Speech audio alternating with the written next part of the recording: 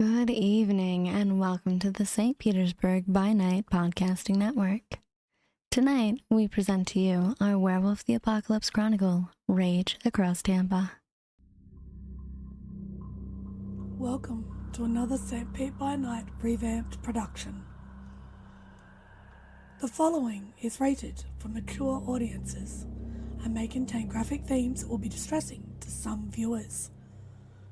As always, we recommend you ensure the safety and well-being of yourself and those around you at all times. Viewer discretion is advised.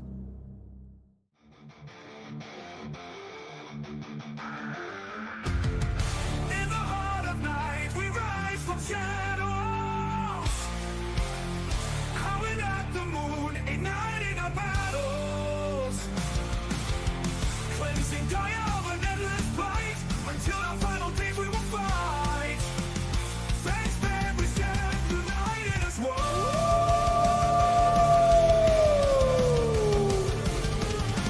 Evil spirits lurking with horror and dread. Little light leads us where the brave dare tread. Glory and honor, wisdom in our hand. Together we rise, take our final stand.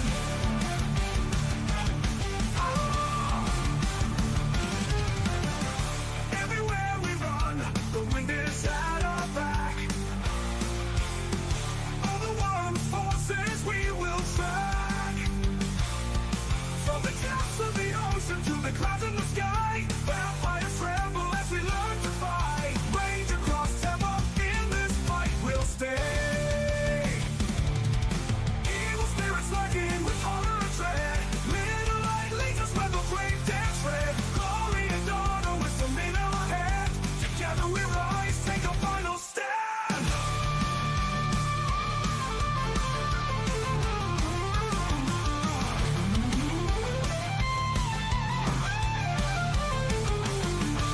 Rage across Tampa, in this fight we'll stay. Everywhere with the pack, let the nightmare die. In battles of honor, we shall never hide. Don't never hide.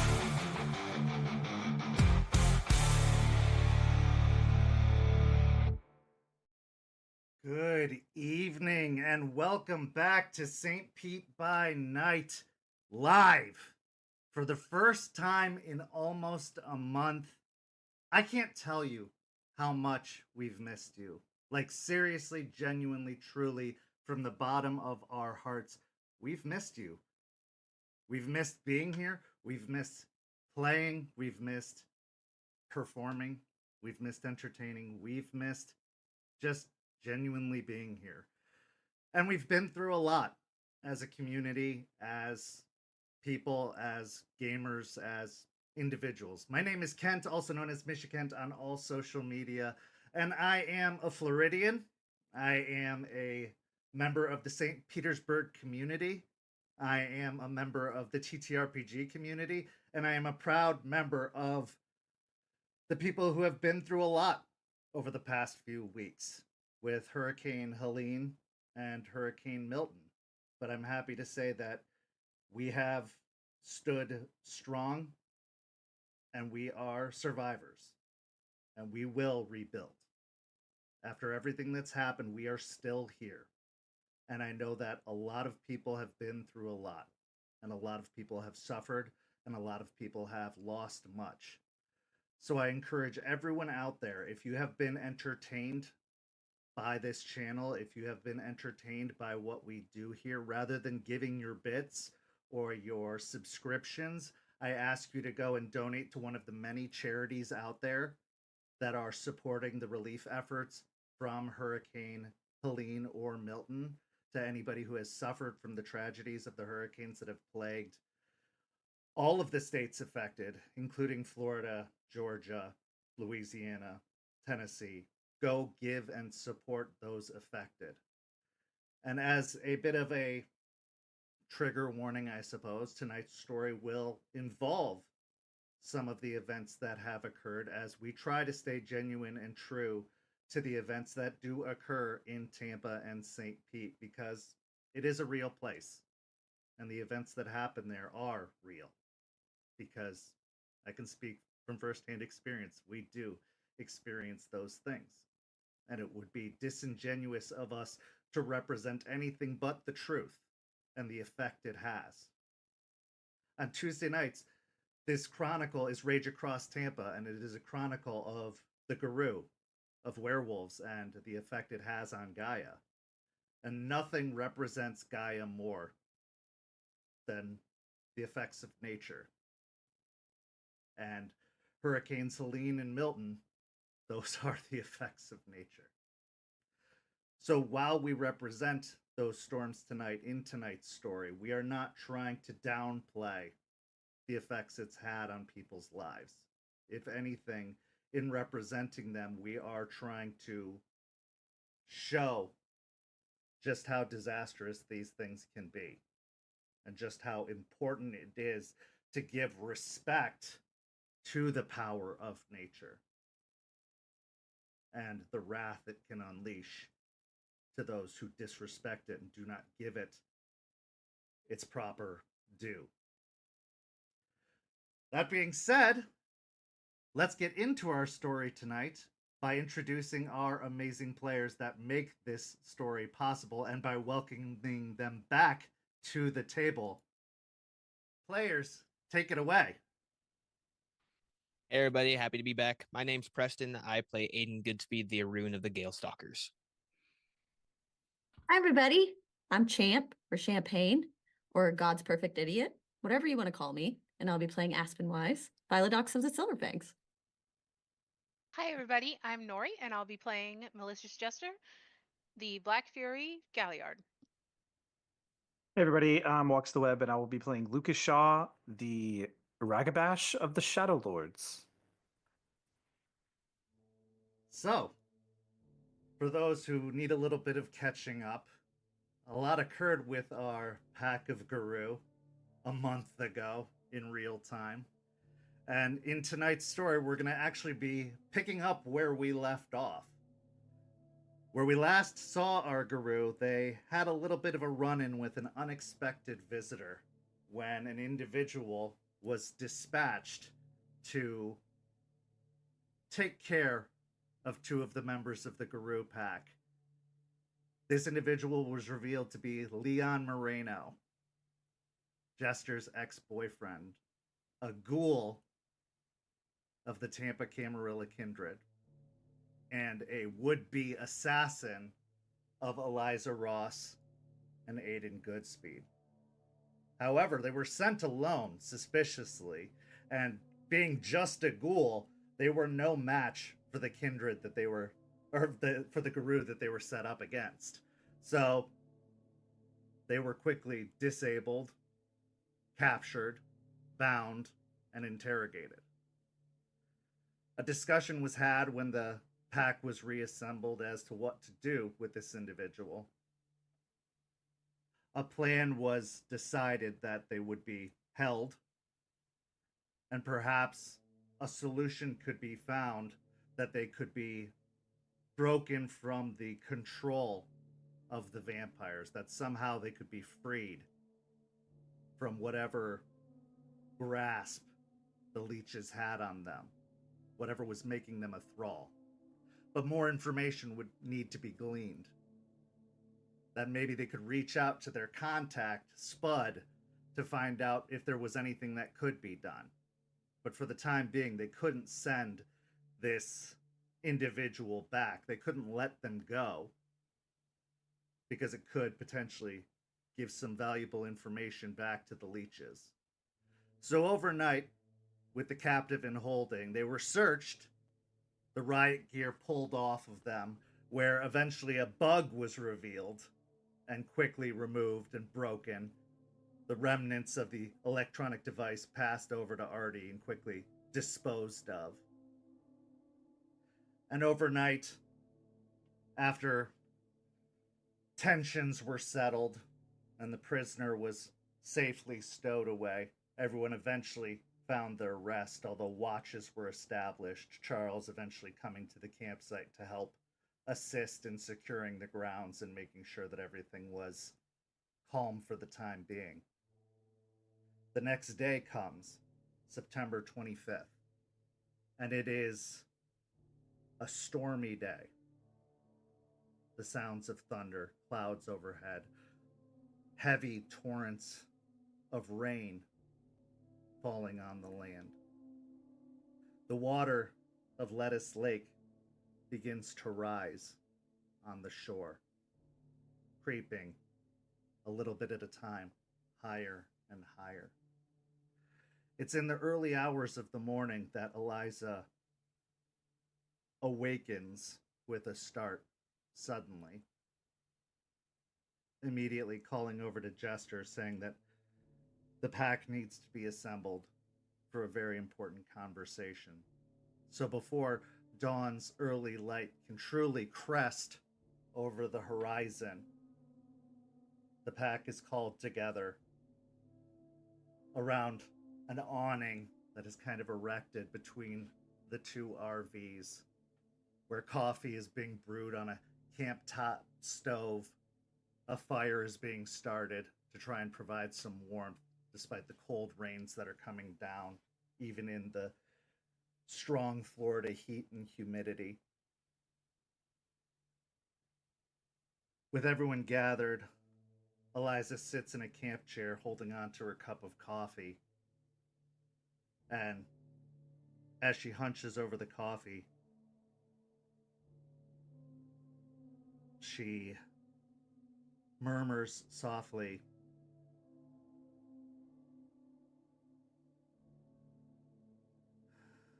"I have been lax in my duties with all of the distractions that have been happening as of late. And with these past decade, I have some urgent business that needs attending to. As you may be aware, the storm season is upon us.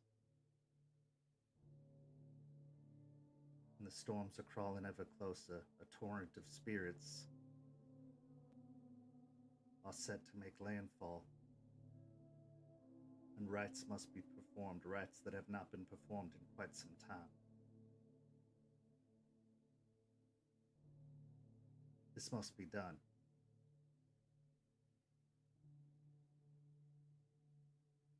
And I know there are many priorities that probably are of far greater import than this, but and she looks towards Aspen specifically. I hope you would understand that this is important as well." Absolutely. I trust you. And if you say it's important, then has to be important. It is.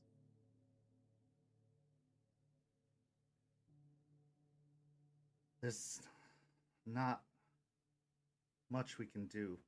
There is a storm expected to arrive tomorrow, but I think that if I were to take the day today, making the preparations, if I would go to the shoreline by midday, perhaps by the afternoon, I could call out to the spirits, beseech them, perhaps be granted audience, and remind them that we are present, beg their forgiveness for our absence, and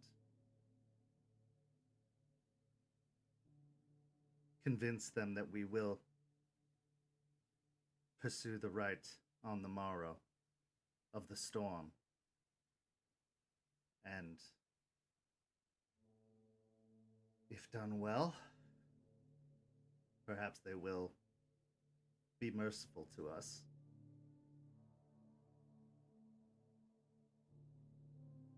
I wouldn't need much. I know you had other plans for today.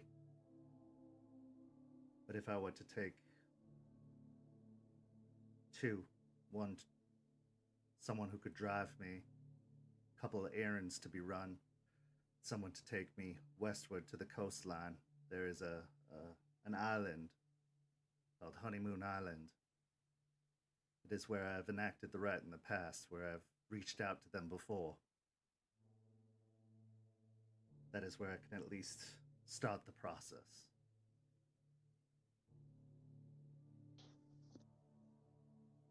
I'd like to go.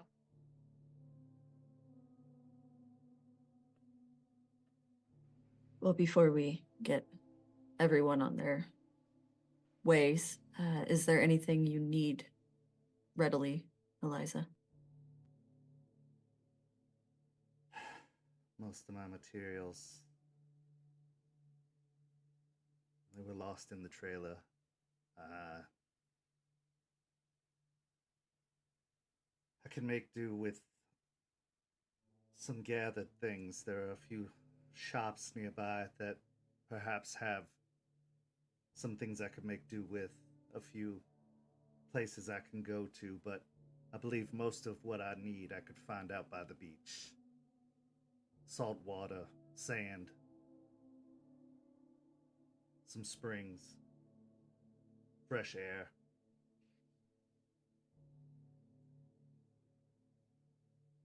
Okay. Okay.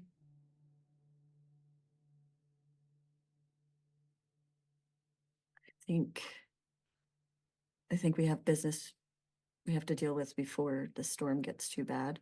But I think we can split up.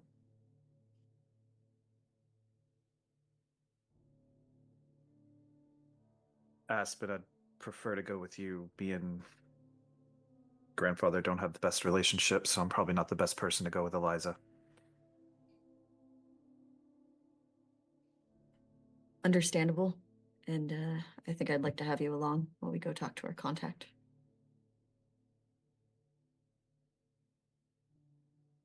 Jester, you said you were willing to go with Eliza. Yeah, I just wanna watch what she does.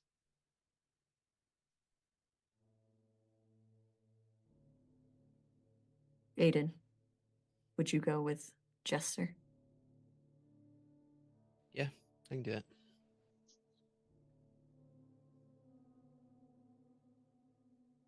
There is a question I have, though. What do we do with the other? I was wondering the same thing.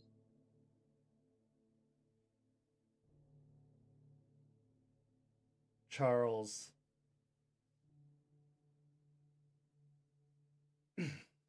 clears his throat. I will look after him, if that is what you wish, though I do not see any point in holding on to him. Your opinion is respected, but keep him safe, please. As you wish.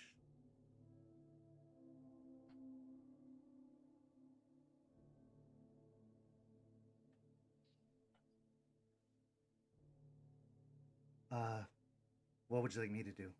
Artie says. I think you would do best with them, just in case. I'm not sure what it all entails. I'm sure Eliza will be far better at helping you with all of that, but I think the more of you together is probably for the best. Cool. I'll drive. You don't want me to drive? Not if we're needing to get around quickly. Probably not on this one, bud, but Right. next time. Okay. Rain check. Get it, rain check? Yeah, you got it, bud. Yeah.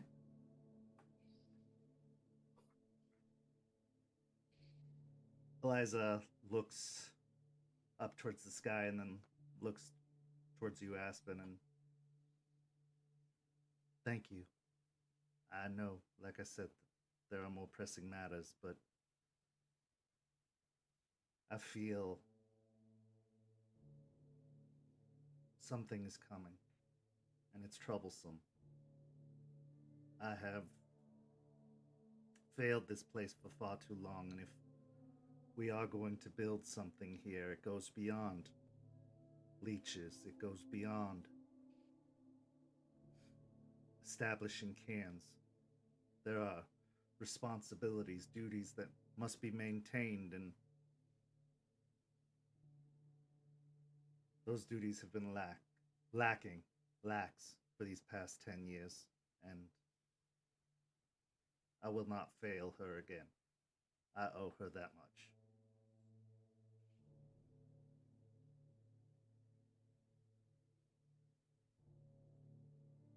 I think I can speak for all of us when I say one less thing not to worry about is for the best. So if we can do anything to quell whatever problem is coming or whatever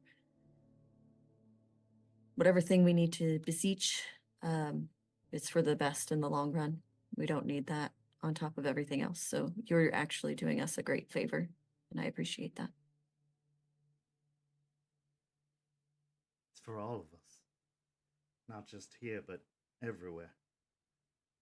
I will likely need more of everyone's assistance on the morrow with the ride itself, but in the preparation phase, I will just need a ride and some eyes watching out for onlookers, especially near the beach, as I will be doing some unusual things to anyone not expecting it.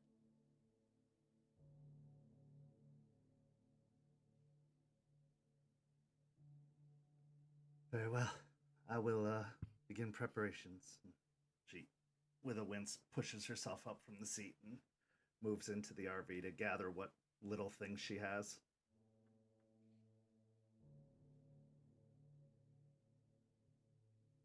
Eliza, be careful. He doesn't suffer fools. You know that. She pauses by the RV doorway.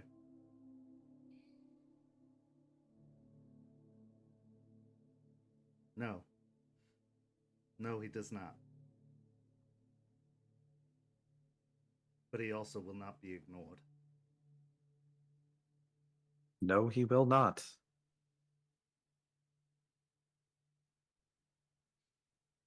With that, she steps inside.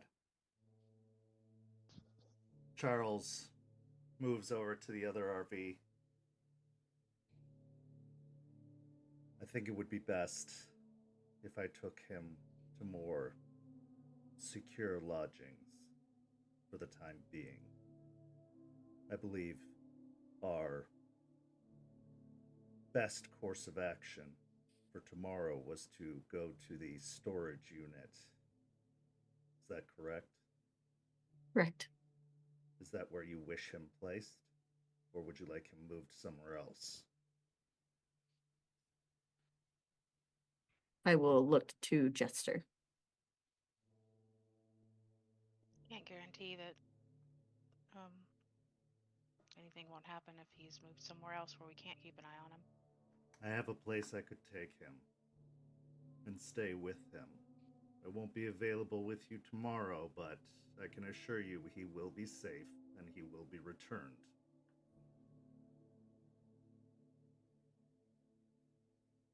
I personally think that actually might be for the best. If there is anything as far as what Eliza wants to do tomorrow, probably best he not be around.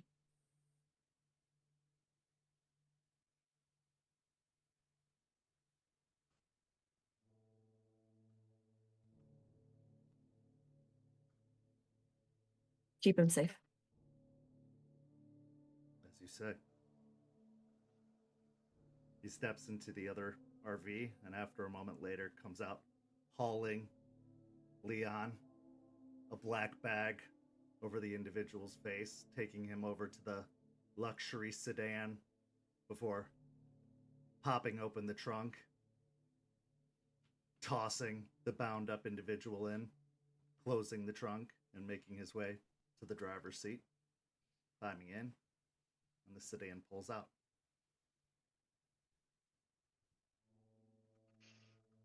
Artie watches this entire thing unfold with just kind of a wide-eyed. He leans over to Aiden. It's like a movie. Right? It's an okay one. I probably watch it once though. It is kind of cliche. A little, but I'm entertained. I like watching people get thrown in trunks. Fair. Yeah. Yeah, as long as it's not us. Well, what do you say? Autobots roll out. We'll go do this beach thing. What's Oh, an we- Autobot? Oh, Transformers. We'll do that. Yeah, well, that's next. After all this is over. Anyway, Jester, what do we want to do with Chloe? She can go to Greer's. Take the keys for the warehouse. She might be able to set up and take care of things while we're handling other stuff. Probably for the best. Eliza's been training her, so she might be able to help with the actual ritual. I don't know how much, but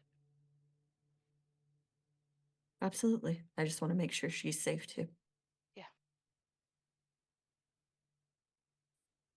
Do we know where exactly Charles is taking this guy in case something does happen?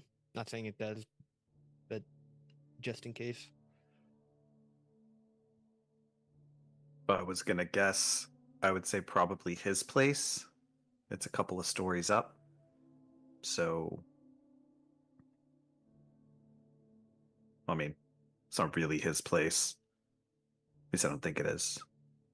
Yeah. been hanging out with him a lot. I checked on him. I brought him some snacks. Met his doorman. Had a conversation. It was pleasant. I could be pleasant. Yeah, but I'm not so sure he can. Oh, you are 100% correct on that. He is never pleasant. I made a great joke and he didn't even laugh at it. Still a little hurt on that.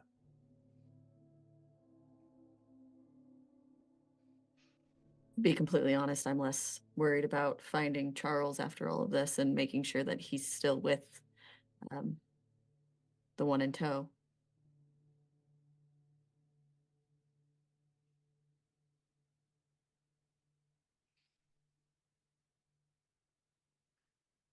So we're going shopping and then to the beach. Is that what our day is? Yes. Cool. It's not going to be a relaxing trip, Aiden. Beach day.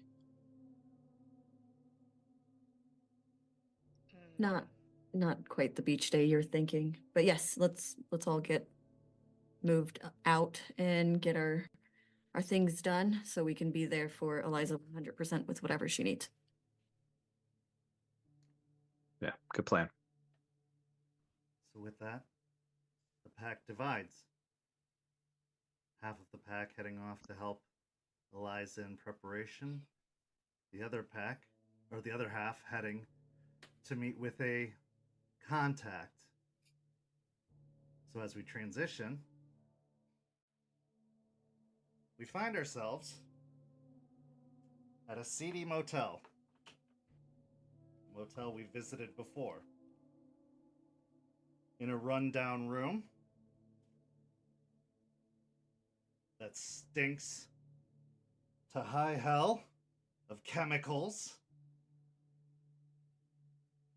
where a growing collection of an at-home chemistry set has been assembled. You've arrived outside in the parking lot. It is still daytime. At this point, it is probably just after dawn if you headed out immediately. So the sun hasn't quite crested the sky yet, but the early rays have started to illuminate. Purples and oranges and gold starting to fill the eastern sky, cresting overhead. But there is still some darkness over in the west. But as you arrive outside of the motel, you can still see that there are lights in the heavily greased over windows with the shades pulled tight. And when you do arrive outside, you have a moment amongst the two of you before knocking, if there's anything you wish to say or any preparations you wish to make before going inside. But it is an assault to the sense as you arrive. But the moment is yours. I should have brought some mint leaves. Good lord. Yeah, I probably should have mentioned it's not the best smell. It's worse inside, so prepare yourself for that. Is there anything else I should know about this person? Uh, he's weird. He's a really, oh, he has a raccoon. I think we've told you that. But he's just a very strange individual. Should get along fantastically then. All right, I'm after you. Knock on the door. As you give a knock on the door, there is a little stir at the corner curtain and at the kind of a little break in the grease paint on the window. You see the curtains separate, and you do see Spud actually peek through the glass, and then a moment later, you hear the several locks being undone, and then the moving of what sounds like a 2x4 off of brackets, a thud as it's leaned up against the wall, and then the doors swing open. Hey! Come on in! Thank you. My favorite wizard. And she'll just walk in. Yeah. You said you wanted to meet. I'm surprised so soon. Feel like these visits are becoming more and more frequent. Kind of surprising. Also a little unnerving. What can I do you for? Well, we'll try not to make it a habit. This one just seemed to come out of nowhere. Look over at Lucas. It might scare my customer base away if anybody spots it coming by, but you picked a good time of day. Shop's pretty much closed up for the night. Wouldn't expect any last minute guests, so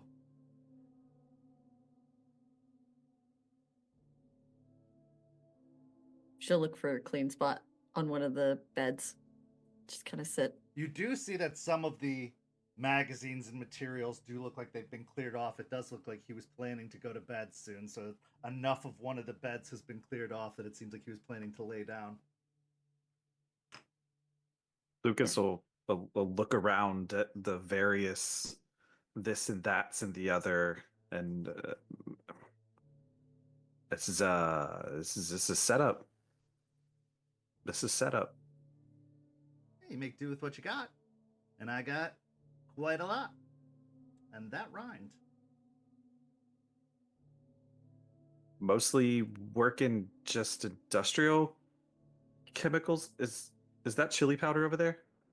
That is chili powder, yes. I've also got a box of halogen bulbs and batteries, but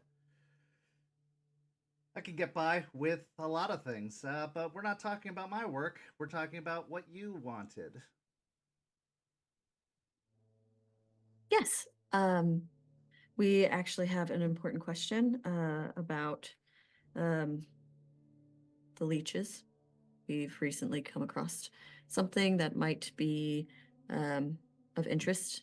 So we wanted to know what you knew about their control over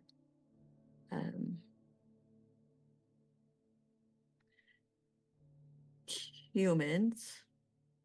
I didn't answer enough of your questions last time.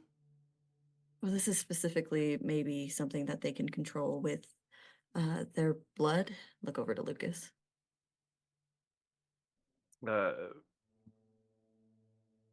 We had a lot of different names for them where I came from, but yeah, mostly humans that feed on vampire blood. Oh, also, new friend? Yeah, Haven't you could met say this that. one before. Name's Lucas. You seem to know a thing or two about chemicals.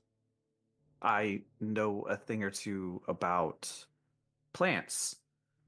So I know a thing or two about doing things with plants, which roundabout does deal with chemicals. Really?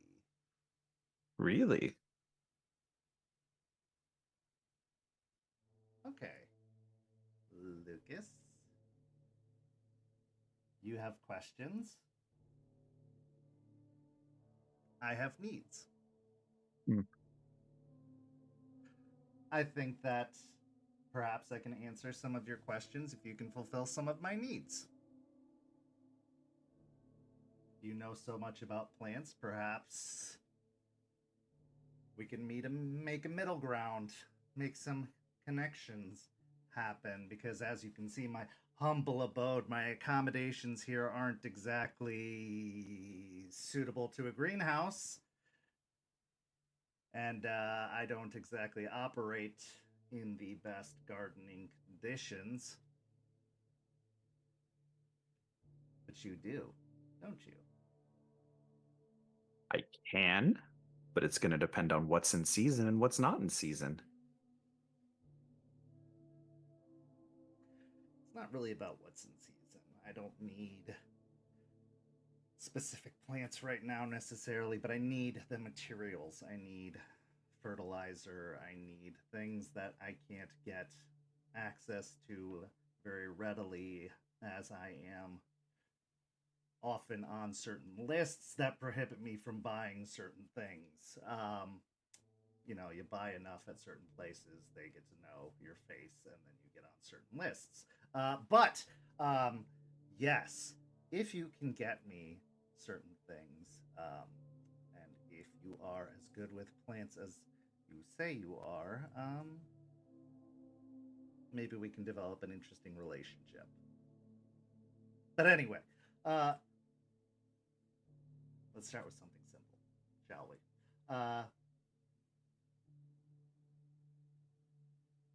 10 bags of fertilizer.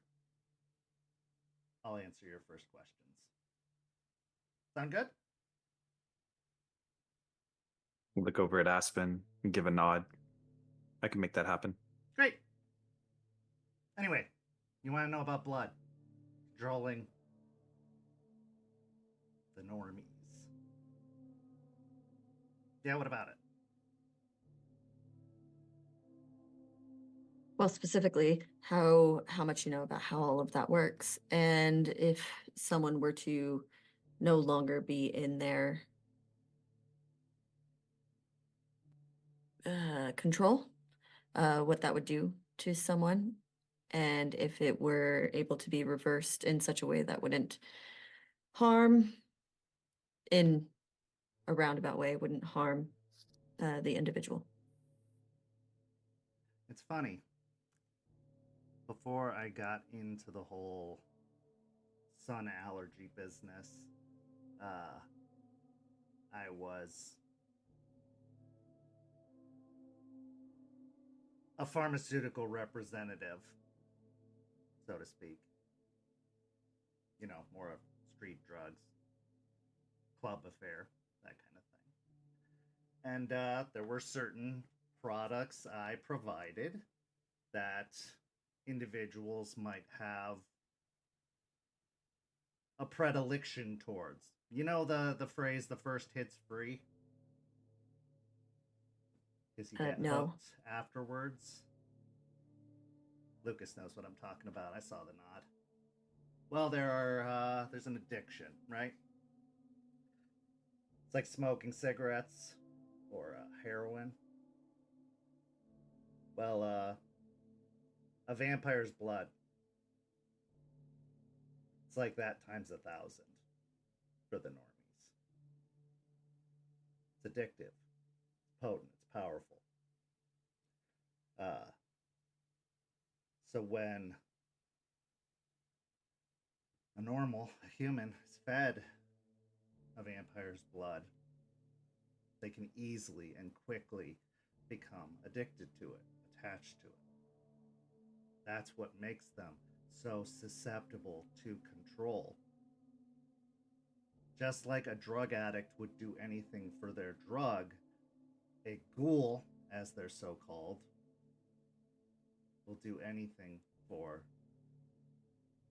their dominator. It's blood. They need it. They crave it. And in a lot of ways, they can't live without it. Now, it's more than just the addiction. There are some mystical properties that assert a little extra control, give it a little extra oomph. But the concept's basically the same. You cut off the supply, there is a heavy withdrawal. And like I said, it's times 1,000. You ever seen someone cut off from heroin? Trust me, you don't want to. It's brutal. So imagine that times 1,000. You cut a ghoul off from vampire blood. It could very well kill them, depending on how long they've been on it.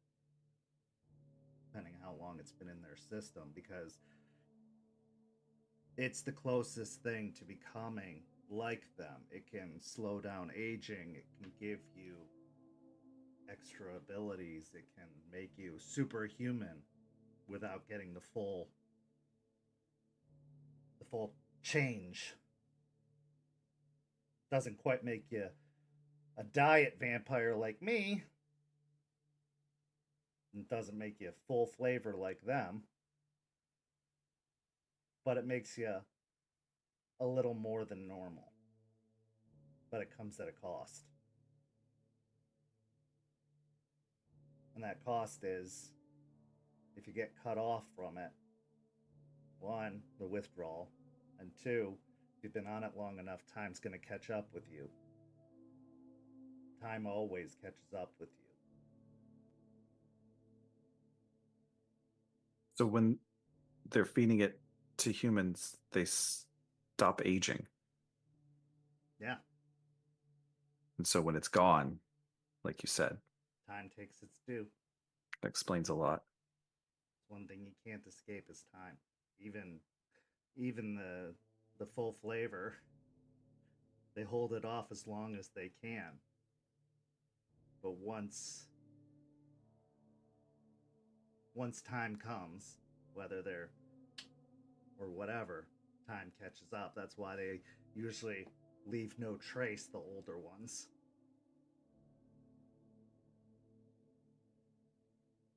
Because time catches up, and there's not usually anything left after 100 years or 1,000 years. But some of the younger ones, they'll just wither. But yeah, I have heard that there are some, if they haven't been on it for long, that have been broken free of it. I have also heard that there are some that have found a way to stay more than human, but have broken the control by varying up where they get the blood from. If they don't get it from the same source every time, then they can break the shackles of the Dominator. There's supposedly a rebellion of these ghouls that happened out west, an uprising of sorts, since they were sick of being treated like servants, where they started kind of hijacking the vampire blood, dealing it like a black market to kind of break the chains of servitude, but not do it the cold turkey way. Sounds like the definition of bite the hand that feeds you. That can't be sustainable. Oh, absolutely not. It's a pointless endeavor, and they will probably get caught and snuffed out, but can't say it's not admirable as somebody who is considered a less than in the eyes of the higher ups. I get it, and I get the impulse to do it.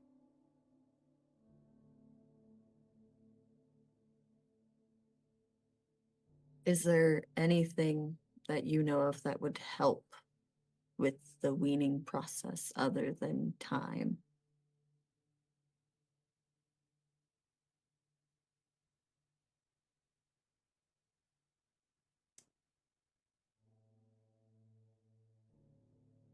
Not for sure.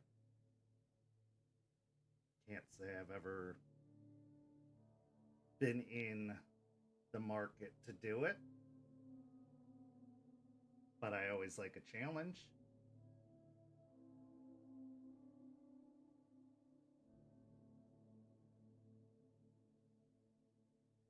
for the right incentive.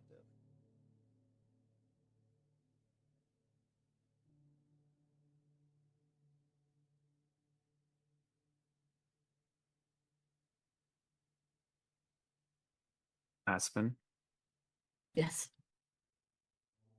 how many deals are we going to make here today? we'll see. How long do you think it would take if it was a short amount of time that they were under this control? How long do you think it would take to wean off completely? Depends on how quickly they were made, I guess. As far as I know, the process of bonding them is a 3-step process. They have to drink 3 times. Now, if they did it bam, bam, bam right away,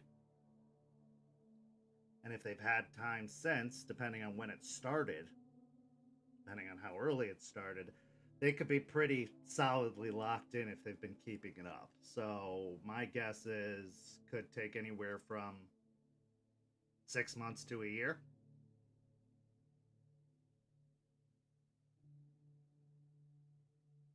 But could take as little as 3 months. But I'm guessing if they haven't been doing that good of a job of keeping it up, you'd be noticing the effects of withdrawal already.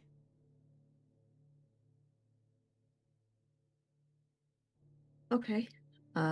That's great information. Thank you, Sven. Yeah. You're asking a lot of questions about it, though.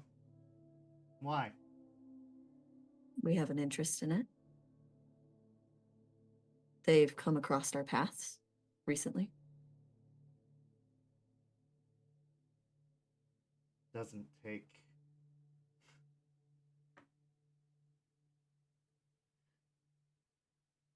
Doesn't take a genius to put 2 and 2 together. They got someone you care about, didn't they?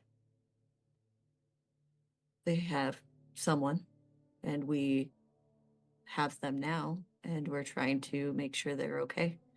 We have a vested interest in saving as many innocents as we possibly can. And no, they don't have someone I care about.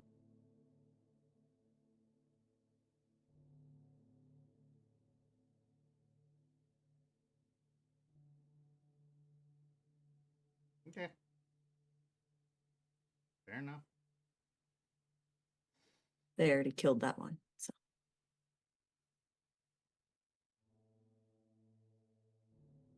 I get it.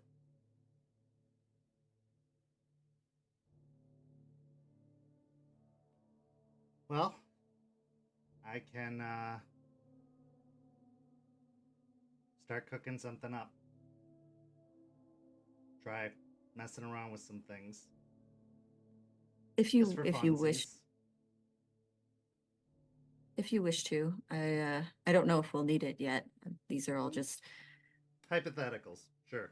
right. Well, facts that we have to go over and figure out what's most advantageous for us. Of course.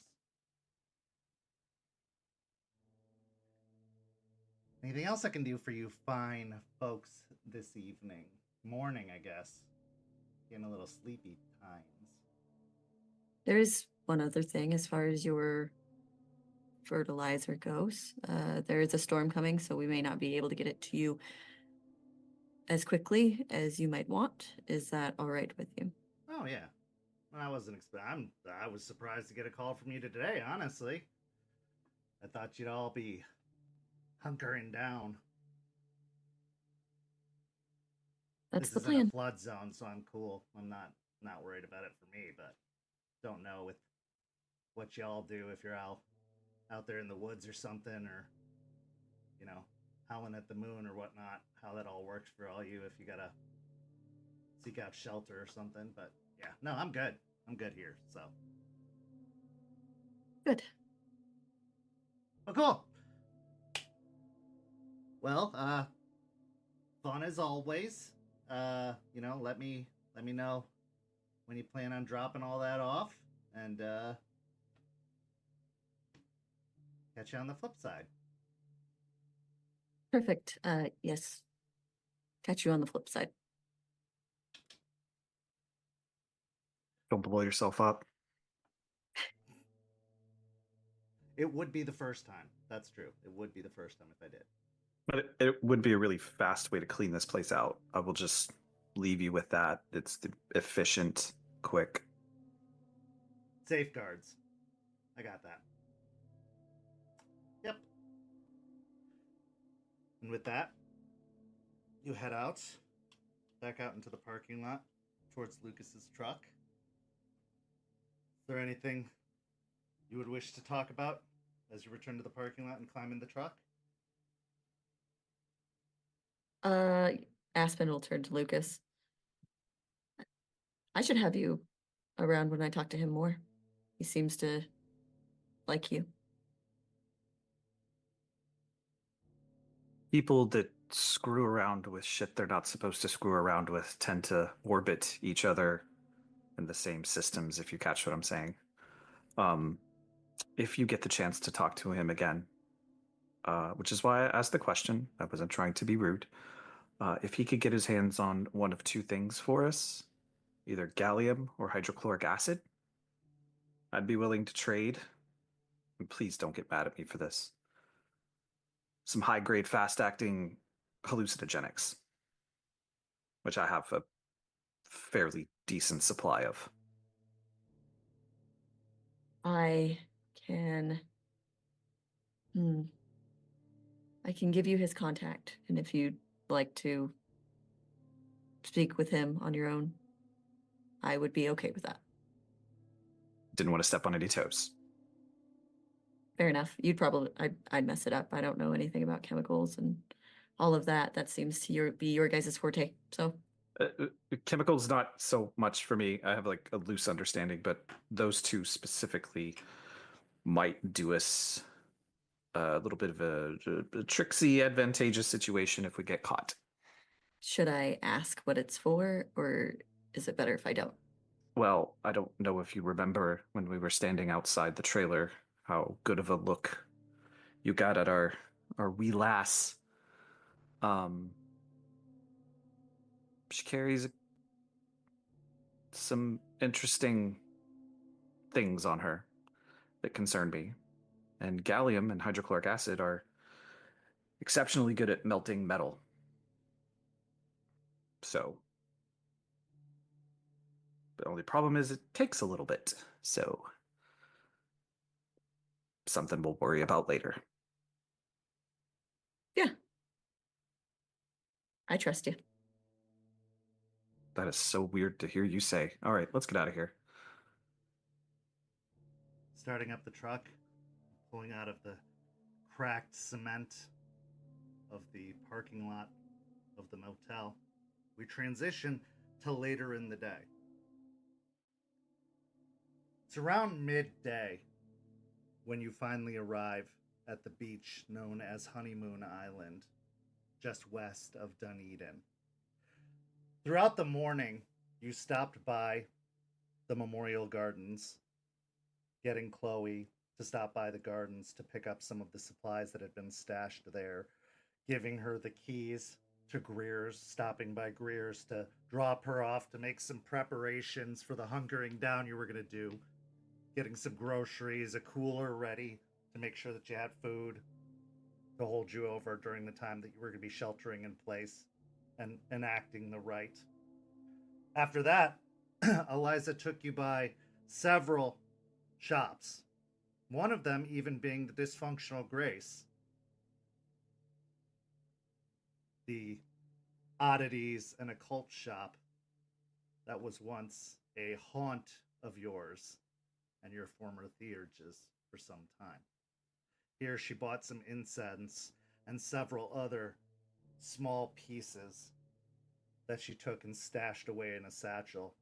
She stopped by a few more other shops, including a beach shop where she picked up some shells, some jars of sand. and then it was off towards Honeymoon Island. Now, Honeymoon Island is a state park that is actually fenced off and requires a toll to get through to the other side. Now, as you've been doing your shopping and going about, there's been talks all throughout the city about the storm that's coming.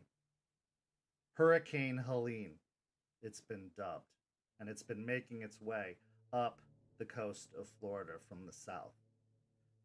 Headed north, it's going through the Gulf, and it's expected to make landfall anywhere from potentially Tampa all the way up to the Panhandle. The direction is still kind of unknown at this time, but it is starting to narrow in as it gets closer and closer. The bands getting closer and closer towards the coastline. Eliza seems to have tuned out talk of the storm as much as possible, focusing her efforts on what she is getting. But as she is doing so, she seems to be speaking this repetitive tone over and over again in a language that neither of you seems to understand. But she says it over and over again in hushed tones when she's not addressing cashiers or shopkeepers or anyone she's dealing with. But it seems to be like a mantra that she repeats time and time and time again. But as you arrive at the beach, Artie parks Regina, having paid the toll to get to the beach itself. There are a few other beachgoers possibly trying to take in the beach one last time before going in to shelter in place themselves the next day. No evacuations have been ordered for the time being, and it's unsure if they're planning on evacuating, but they are going to evacuate at least the mobile homes and probably any beachfront property later that evening. But knowing Floridians, some of them are going to dare it nonetheless. So there are still some coming out to the beach, getting photographs, and taking TikTok videos for some unknown reason.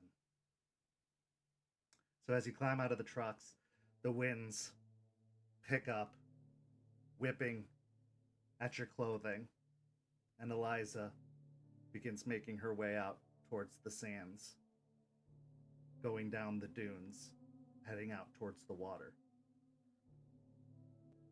Artie looks to the two of you. I'll keep an eye on things here. You want to go with her? Yeah, I think it's a good idea. Okay. Just call or text if you need something. Yeah, I think it'll be all right. Just try and keep an eye on everything, as many points of view as possible. Appreciate Probably it. a good idea. With that, he pulls out his laptop and starts bringing up the local weather forecasts and trying to keep track of as much weather information as possible. As you can see, he's got a radar up, keeping track of the storm patterns. And the two of you start walking out, heading out into the dunes. And the scene is yours.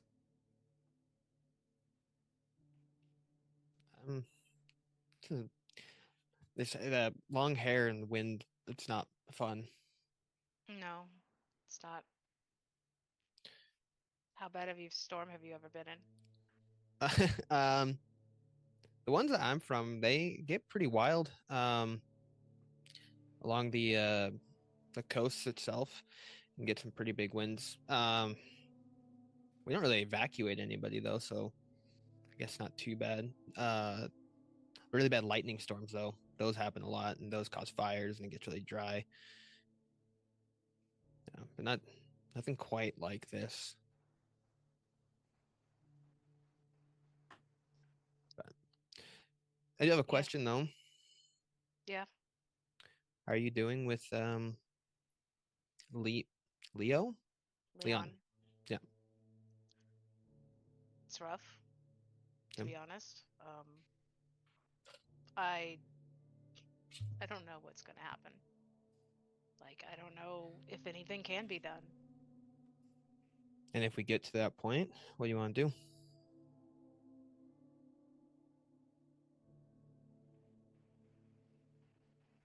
What needs to be done?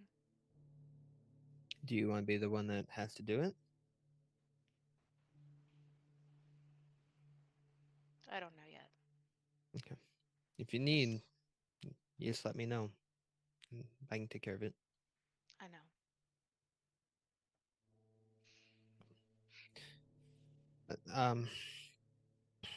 Yeah. It's not a terrible house guest though. It's quiet. Yeah, And at how's least there's Chloe been that. doing?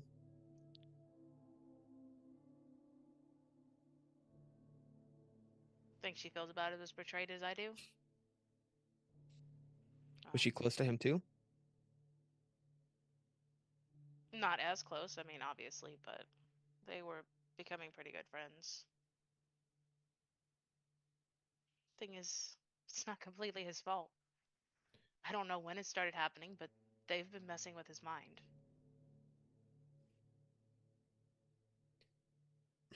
I, I don't know. Like, I'm not gonna claim to be the smartest guy, but I feel like if things were happening and something feels weird, try and get out of that situation. What if you don't have a choice? You always have a choice, though. Not from what Joseph said. What do you mean? Joseph experienced it. Like, whatever kuju juju that they do with the minds. Like, he didn't have a choice. Oh, that's right. He had to do what he was told.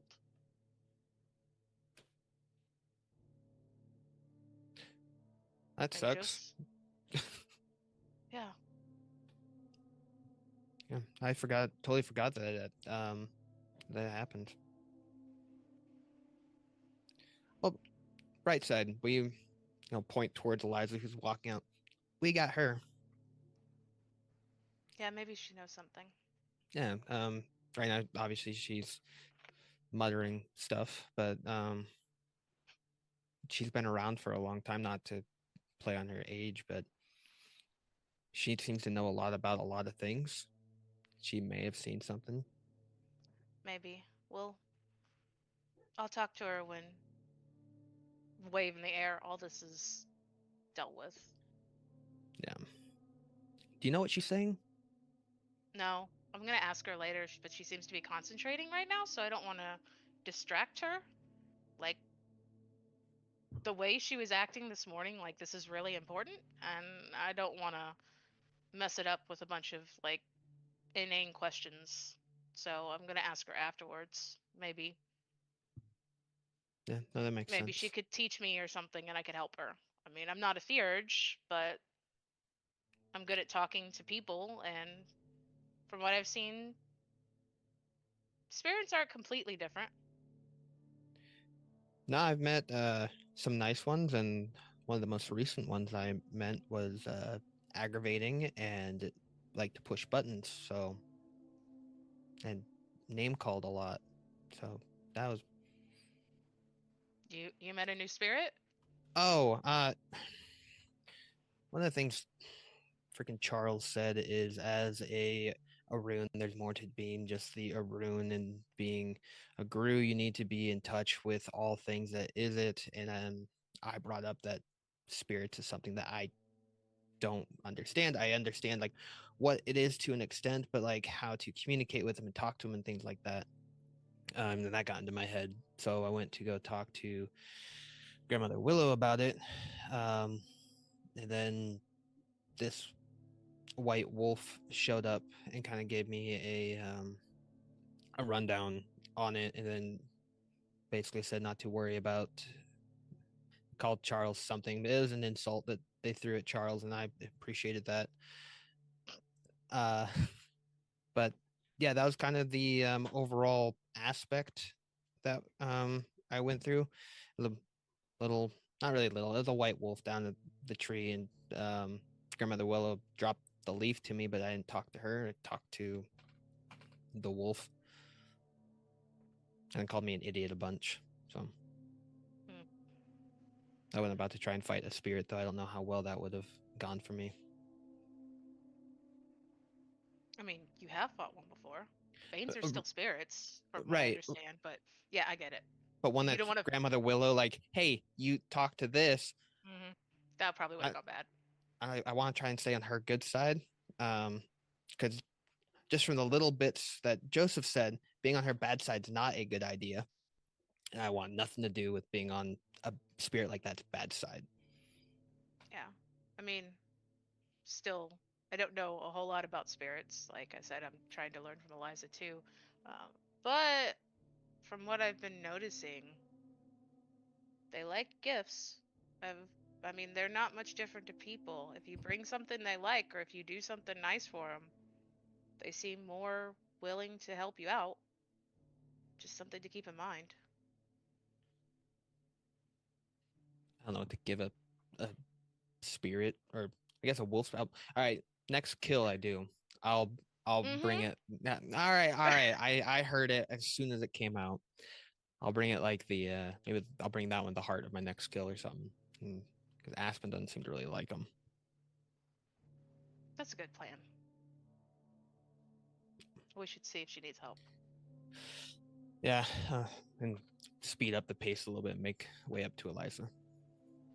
As you approach, you see that Eliza has settled, coming to a stop just probably 20 or 30 feet to the edge of the surf where the waves are coming up to the shore.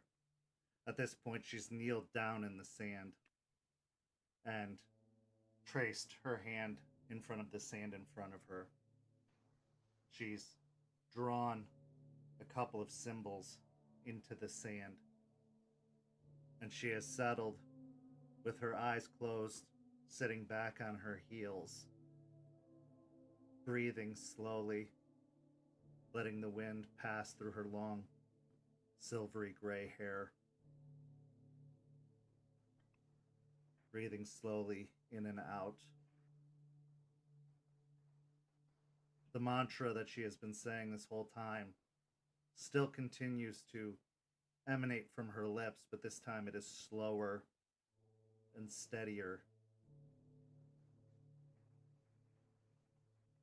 After a moment, she stops and opens her eyes. And as she does so, her eyes have that lack of focus that is often familiar with when she is gazing beyond the veil. And as she looks to the sky and to the water. And she speaks, continuing the mantra a little louder and louder. And the words she says, while unfamiliar in the language, there's something native and fluid to the tones, to the words she's saying. Something very primal, but also musical to the words. Something like a challenge. Eventually, she rises up to her feet, and as she does so, the wind starts to pick up, growing more and more fierce, blowing harder at her clothing. She starts to press forward, walking against the wind, and as she does so, it seems like she's almost leaning forward to do so, as if she's pushing with her body weight against the wind. And as she tries to strain to push forward, you can see her feet are almost sliding backwards with each step. But she's making a little bit of progress at a time.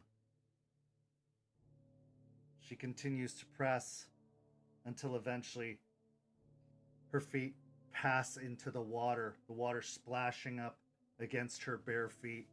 You can see that she's discarded her sandals back by the circle where she kneeled down.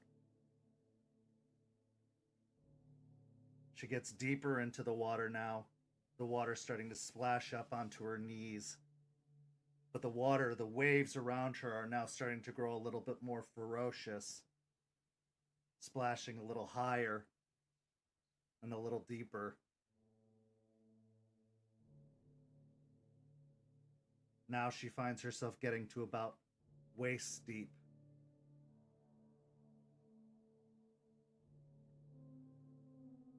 She keeps pressing forward. And then a moment later, a large wave comes up and splashes overhead. And as it comes down, it collapses over top of her.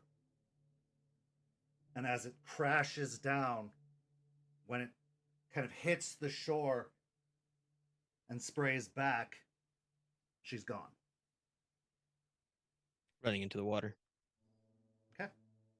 Give me a dexterity and athletics. When she was starting, I was also going to scan to see if there's anybody around. Give me wits and awareness. Okay. 4. 4 successes. Okay, so yeah, going against the wind isn't difficult. You start sprinting towards the water. At first, there's a little bit of resistance, but yeah, you make headway quick enough just sprinting into the waves. What'd you get, Jester? 2 successes. 2 successes.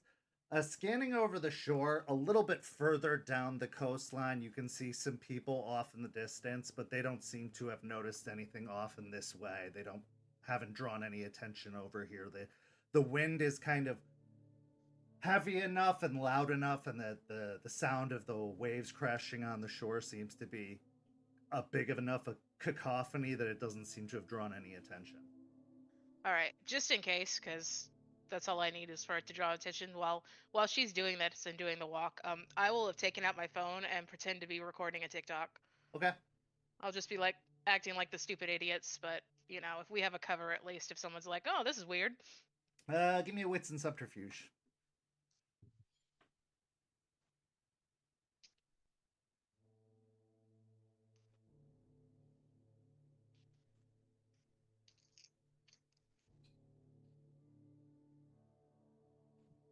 Three successes. Okay. So yeah, in your best performative nature, you've got the phone in selfie mode, and you start kind of giving off your best performance as if you're trying to, act it up. Aiden, however, you've hit the waves and you're starting to swim into the water. What are you trying to do? Try and find her. Okay. Give me either wits and awareness or investigation. Actually, give me a dexterity and awareness or investigation. Do dex and awareness.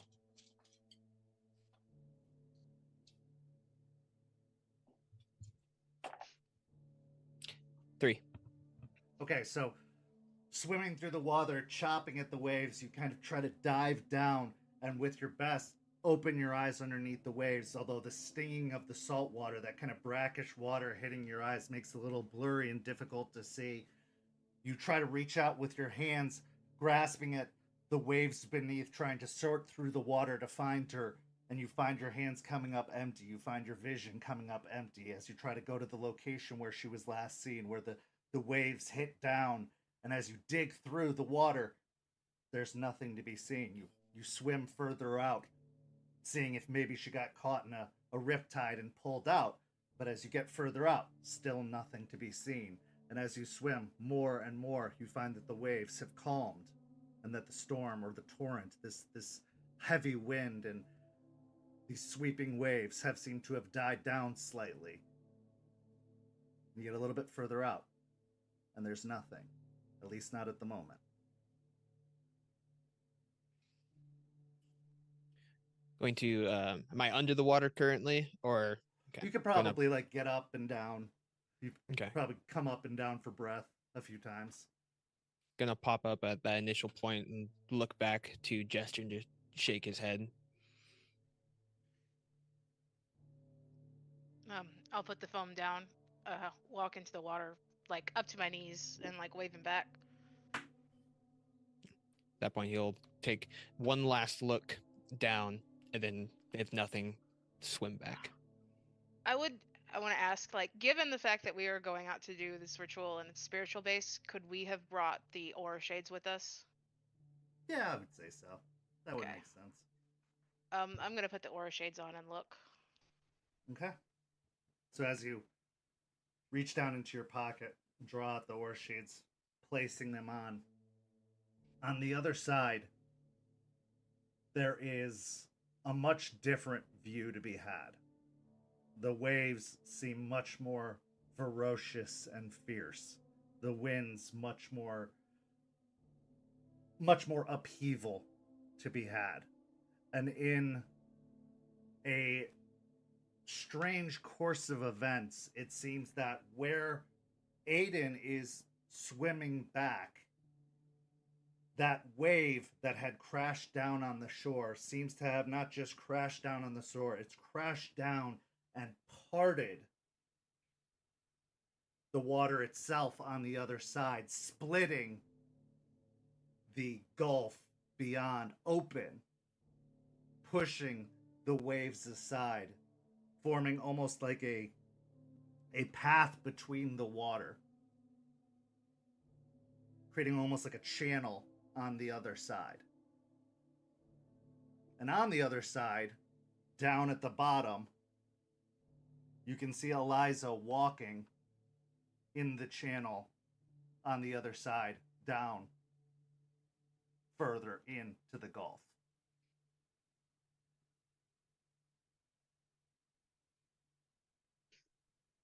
I'll wait for Aiden to get closer to me.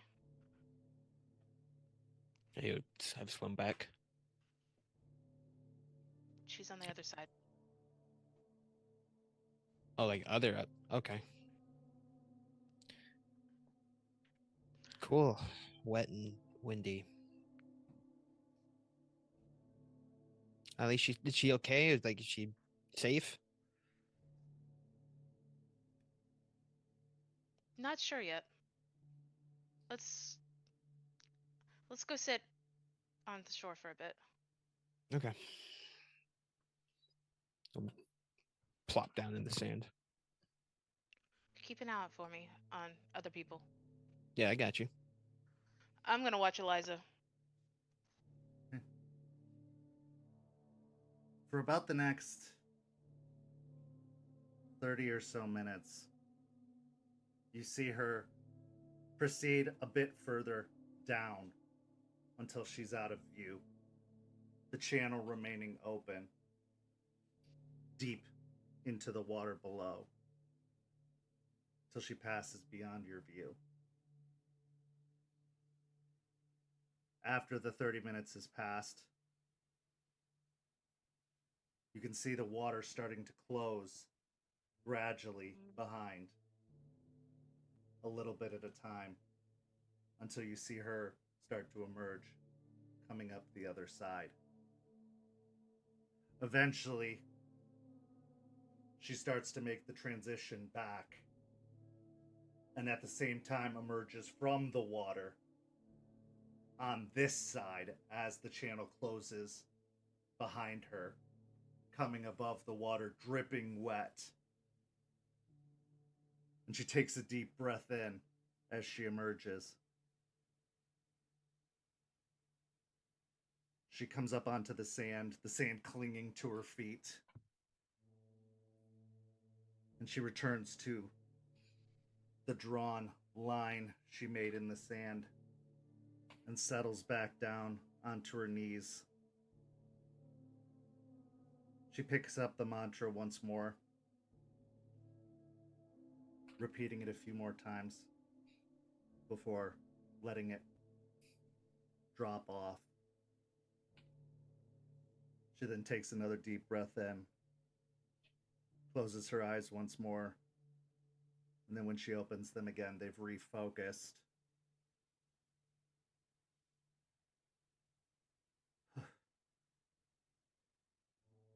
It's been a while, but you never truly do get used to that.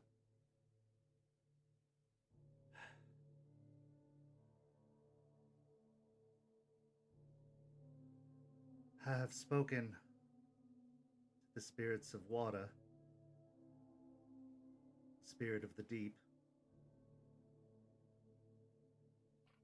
and the spirits of air. They're none too pleased with me, but I have expressed my intent to them, my desire to fulfill my duties once more and enact the right. I also am hoping to show my contrition in abandoning them for all these years. I will have to perform some trials tomorrow while also executing this rite. But if it's what must be done, so be it. Can we help with those? You might very well have to. I see no other way. If we fail, however, it could be quite disastrous. They are reasonably so quite upset. You just tell us what you need us to do. For now, we need to rest and prepare. We have a long day ahead of us tomorrow, and I fear not nearly the amount of time that we need. But we'll have to make do with what we have.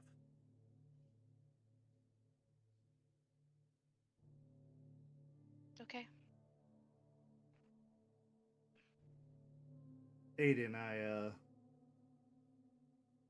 she reaches into her flowing dress. And as she pulls out, you can see something wriggling. And she pulls out a fish that seems to be flopping in her grasp. For you. I assume you don't get this very often. I don't. Thanks. Like almost like hug it. We should be on our way. Okay. With that, you head back to the Jeep, making your way back to Greer's to make final preparations for the storm that is on its way later to arrive that next day. And with that, we will head to break. We'll be back in about 5 or 6 minutes for the second half, in which Helene arrives. Are the Guru ready? Will they be able to enact the rite? And will they be able to spare the city of Tampa from the storm ahead? St. Petersburg by Night is brought to you through collaborations with our partnered vendors: Wolfpack Dice, Ember Fox Dice, Dragon Ink Dice, Farrah the Bard, Champs Tramps, Pantry Artista, Chromatic Creations. Links to our partnered vendors, as well as our Twitch and YouTube channels, can be found on our website, stpbynight.com. The official theme song for St. Petersburg by Night is Vampire by Faith and Failure. You can find them at faithandfailure.com. You can follow St. Pete by Night on all socials with the hashtag St. Pete by Night. If you wish to support our program, you can do so at ko-fi.com/St. Pete by Night to help keep the stories rolling. We are back. In the first half, we saw the tribe, or the pack, deal with some business in preparation for the storm ahead as Helene makes its way towards Florida, preparing to do unspeakable damage, as we in the future know, but they in the past do not. But they make preparations, hoping to lessen the effects, hoping to do what they can to prepare and to perhaps spare the people of Tampa, to appease the spirits beyond and to make peace with Gaia, to do the rites that have gone unspoken, undone for the past decade as Eliza was in Hirano. Plus, they had a nice conversation with Spud to learn about how to free a ghoul. So, a little bit of this, a little bit of that. Now, it is the next day, the day the storm arrives, the day of the hurricane. All night, Eliza has prepared, and as we find ourselves at Greer's storage facility, preparations have been made. Cots have been laid out, bedrolls unfurled, coolers have been set up with foods and supplies. Aiden, you've even been entreated to some fresh meat from a butcher's shop that was bought that very day to appease your patron spirit, since a hunt was going to be quite unlikely. But preparations had to be made. As Eliza prepared all night, she informed you that the first thing that was going to take place was her rite of contrition. Something to make up for the decade where she failed to pursue her duties as the Theurge, her duties as the Keeper of Spirits, her duties of preparation for the storm season. In this rite, the four of you would take part, acting as elements, and that she would take the role of herself, and that she would have to endure punishment from each of you on behalf of the elements. Aiden would represent wind. Aspen would represent rain. Jester would represent wild. And Lucas would represent Weaver. In this, in your own way, you are to deal some form of damage to Eliza that she must endure. Failure to do so on your part is failure for her to truly serve her contrition and failure to appease the spirits.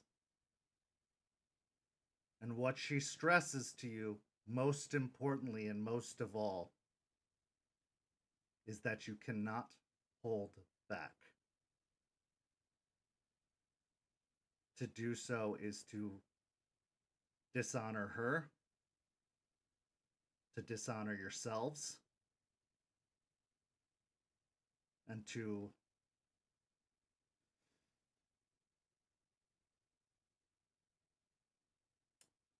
insult the spirits.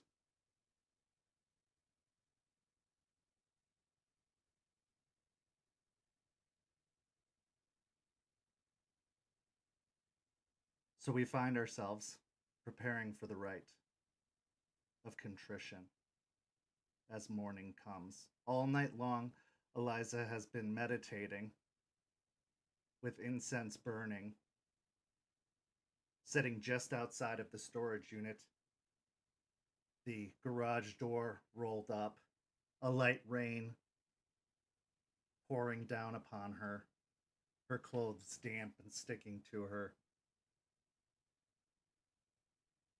as she has started once again uttering a new mantra in a language that you don't understand. But the five of you, including Artie, while Chloe has been sleeping off on a cot, have a moment to discuss amongst yourselves.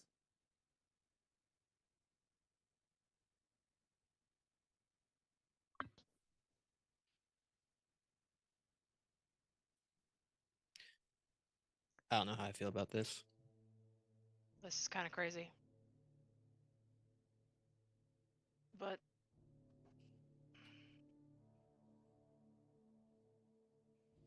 I know she said not to hold back, but I don't know if I can actually go 100% against her. You have to.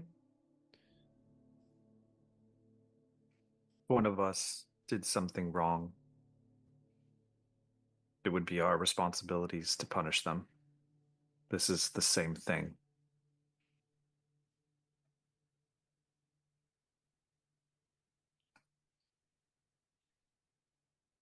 And if she dies from this,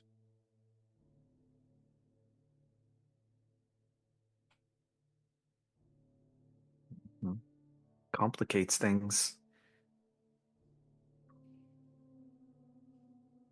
I I have faith. think. Go ahead. I have faith she won't die. She took a beating from Mary.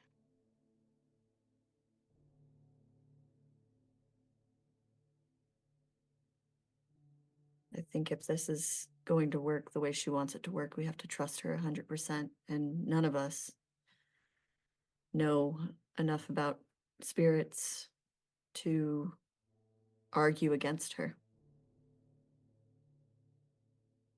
I do have a question revolving that statement. Okay. Do we even need to do this? I mean, this is a natural phenomenon. This is Gaia's will.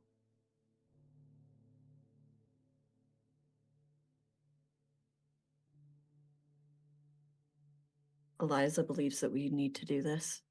And if she thinks that it's necessary, then I think we all should make an effort. I mean, I disagree. Well, just asking. If she hadn't started doing this to begin with, the spirits wouldn't be mad at her for continuing to do it. So it's a circular logic in a way. Is it though? I mean, this doesn't seem like something only she made up. It seems like something we as a people, especially theurgists, do.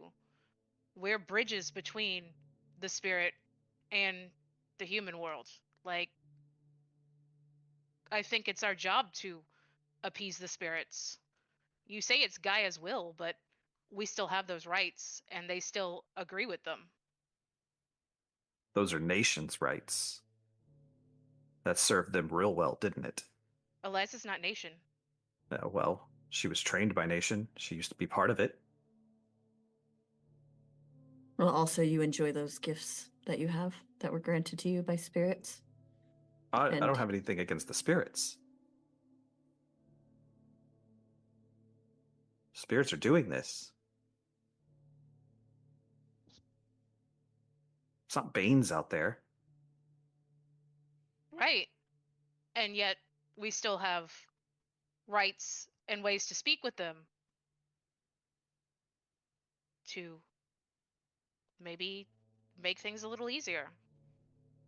I don't think Artie speaks up. I don't think Eliza's trying to prevent the storm. The storm has to happen. The storm's gonna happen. I think that the balance is off. If I'm understanding correctly. That maybe it's a little out of whack. You know, maybe things are off kilter. I mean, it's been over 100 years since storms have hit this area. Like this is projected to.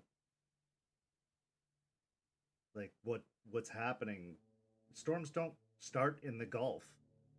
This isn't a thing. And maybe this is things heading the wrong way. Maybe this is one of Gaia's death throes. You know what I mean? Like maybe this is things going the wrong way. And maybe it's because things have gone untended. Maybe it's getting worse. Maybe this is the spirit saying, hey, things are getting bad, not them doing what they want. This is them angry. This is them, you know, lashing out. If they're like us, they're prone to fits of anger too. So maybe this is because they haven't been getting taken care of. or if they haven't been getting appeased. I don't know, but like I can't speak to it, but you know, when Aiden gets hangry, I wouldn't want to be around him either. Fair. Well, there's an easy way to decide what we do. Aspen, are you requiring us to go through with this?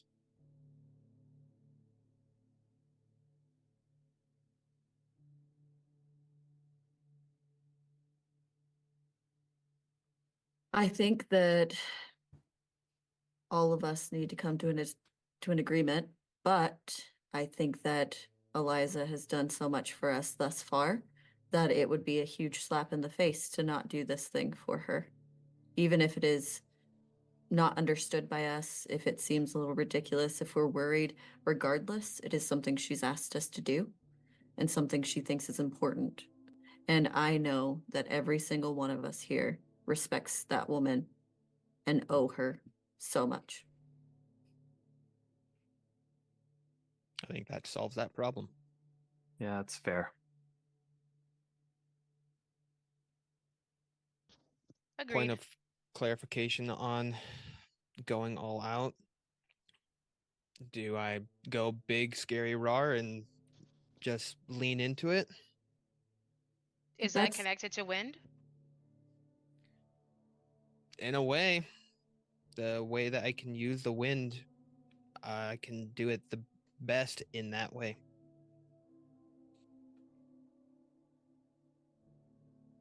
That's the issue that I really want to talk about is, are we supposed to be representing what it means to be that part of this situation? Do we have to find a unique way to I thought reprimand that's what her? I thought that's what it was. It's why we are each representing it. We have to find a unique way to represent that. Not we all go rar and jump on her, like each of us does a punishment in line with that. But I might be wrong. Kind of what I've been assuming as well, which makes it interesting what ideas we have as far as that goes that we would be using to represent each individual person's thing.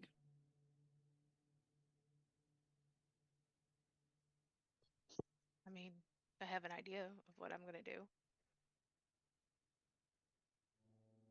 Lucas points over in a duffel bag. Yeah, me too. My thing with the wind is it can slow people down. It makes it easier to give a finishing blow if need be.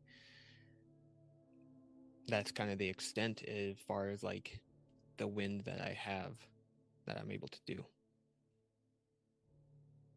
I think using that in your attempt to harm is a good representation.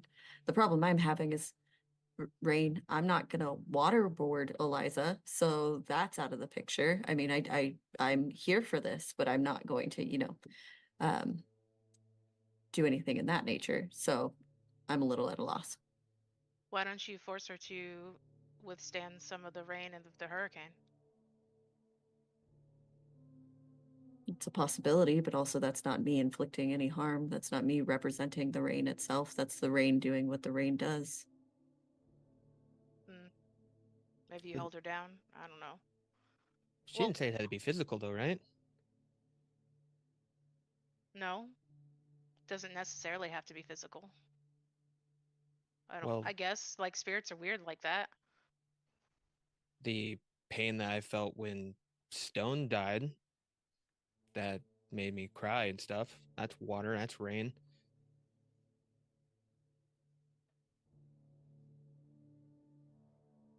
Aspen. Yes. Aiden has a outstandingly good point. You got to make her. You got to get her to that point. You can do it.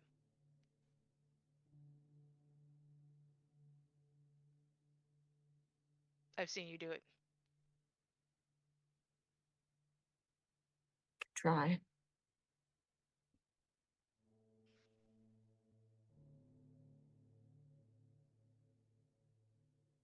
Jester, what's your idea? Mine will be physical, but wolves of the wilderness of the wild. I just planned on turning into Lupus and attacking her.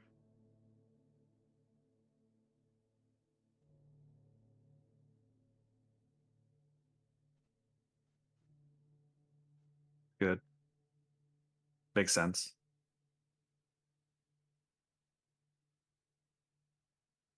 Lucas will walk over to the bag and open it up. And he'll lift out a car battery and some jumper cables.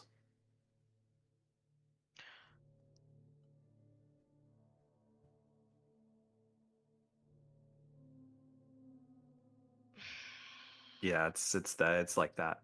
Yeah. I'm not gonna like this much. I mean, I know. It has to be done, but I don't like it.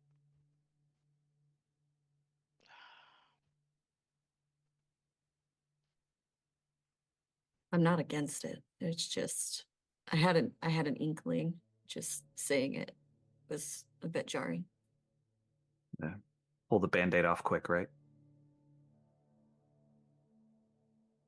Mm-hmm.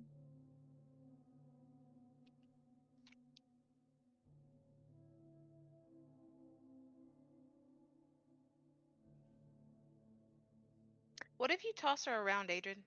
Instead of like using an ability like the the magic you have from the wind, what if you toss around like the wind tosses the wind around, the people and things around?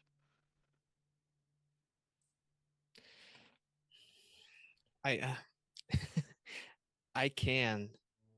And again, I'm not trying to diminish what she's been through and things like that. But if if this is what she's wanting to be done and she needs us to give all of it, that's what I'll do.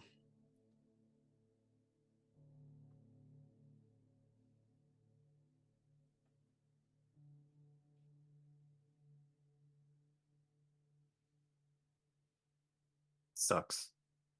Uh-huh. Yeah.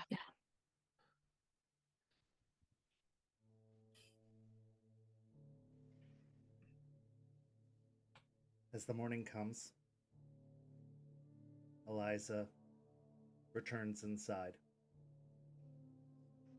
The clothes clinging to her hair matted wet against her. She looks to each of you with a soft expression, but peaceful and resolute.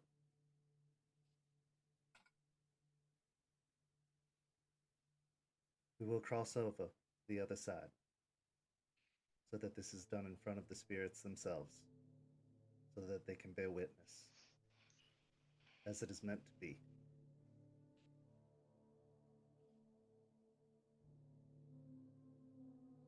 Understand, I choose this, and there is no others that I trust more dearly or more highly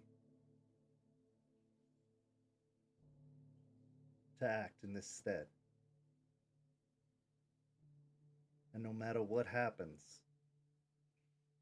no matter how this ends, please understand, this is what I want.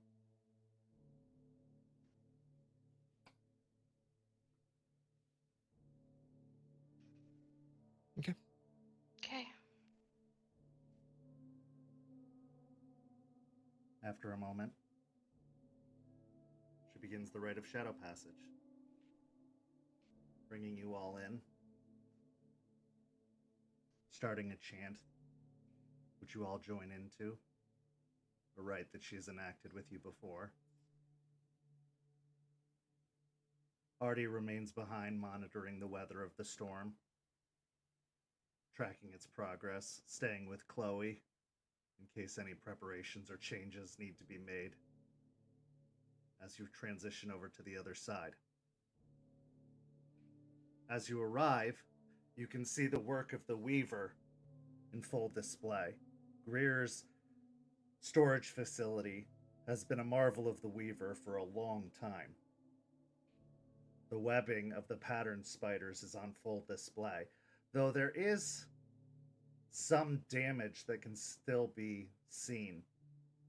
Old damage from a long time ago.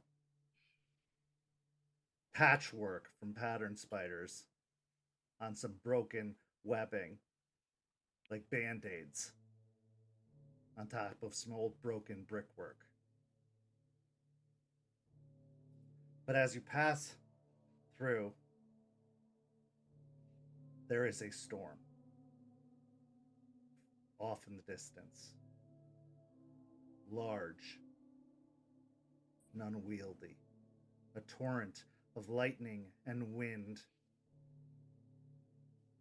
curling, twisting, rending at the sky. As lightning crackles, Eliza turns herself towards the storm, spreading her arms out wide.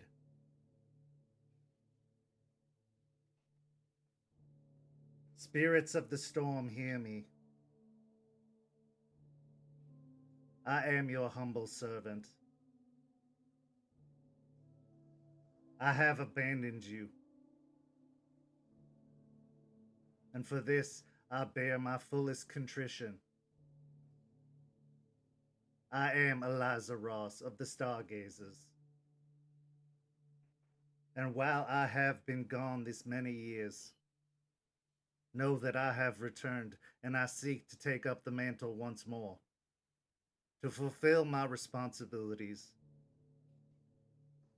to pay my penance, to renew my pledge, to fulfill my duty, to honor these lands and these people as I have done many years before, and seek to do many years into the future.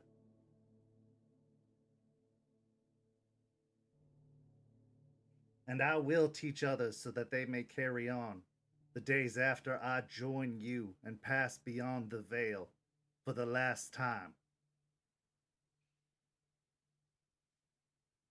And so as it is your will, I cede myself to your contrition.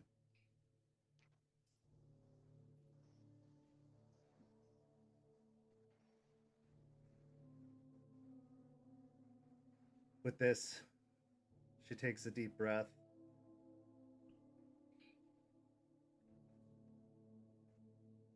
Spirits of the air, I ask you grant Aiden Goodspeed of the Gale Stalkers, whose patron is the North Wind, your blessing to act in your stead, to act as your hand in bringing forth your wrath.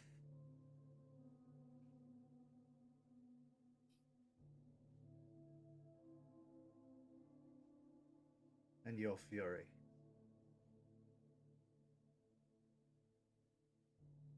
She turns towards Aiden.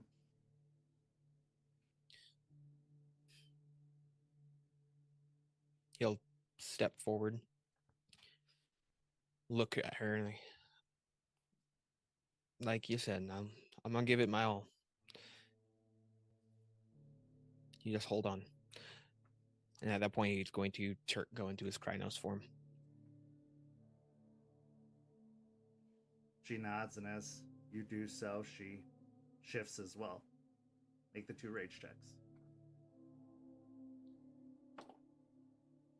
Good to go. Okay. So as you grow in size, going from 6 feet to 8, the muscles filling out your form, covering it in thick, coarse fur, your claws elongating, your muzzle growing longer and filling with sharp, razor sharp teeth, the fury building up inside of you.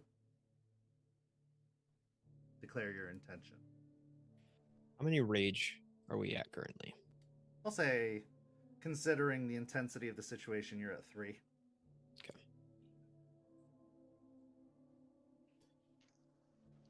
I'm going to take a few steps back. Going to do Raging Strike with the intention of pushing her back as hard as he can with that initial brawl strike. Okay. Gonna do one more rage check. Good to go. Add the dice.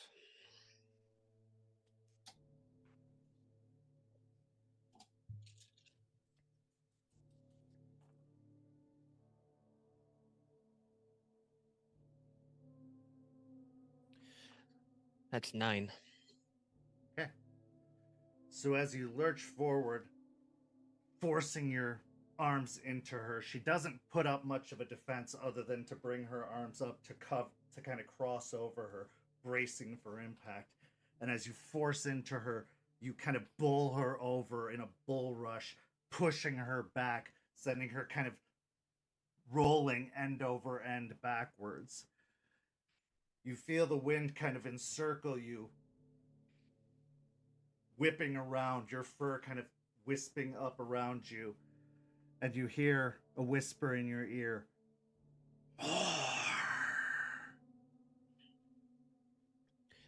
Gonna charge at her and try picking her up and throwing her. Okay, give me another strength and brawl.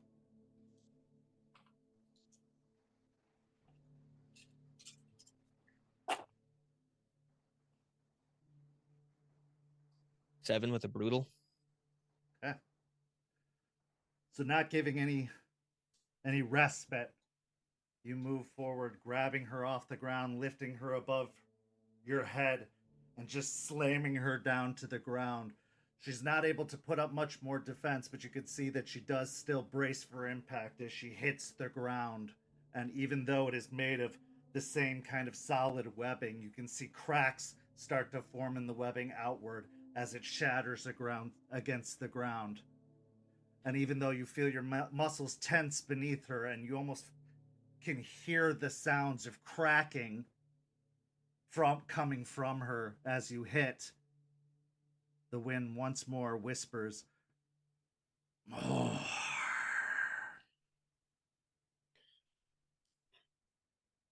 Gonna activate Razor Claws. I lose a rage.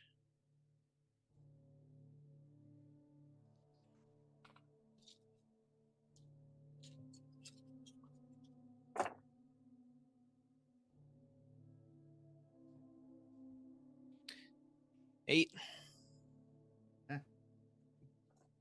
So with your claws extended, her sprawled out in front of you, you raise the claws above your head and bury them down into her, raking down across her form, ripping open new wounds across her skin, causing the fur to rend along with the wounds, new wounds opening, taking out tufts of fur, of that silvery gray fur with it. Blood starting to well up in the wounds and starting to pool out onto the ground. She doesn't cry out as much as there is a slight growl along with a soft whimper. The wind whips up, then dies down. We are satisfied. As soon as the wind drops down, gonna go back into his Homid form and walk back to the pack. Eliza lays for a few moments in her Krynos form, her chest rising and falling. And you can see the wounds slowly closing a little bit on her form as she gives it a moment to try and regenerate a little bit at a time before shifting out of the form, laying there still on the ground, several bruises on her form before pushing back up to her feet.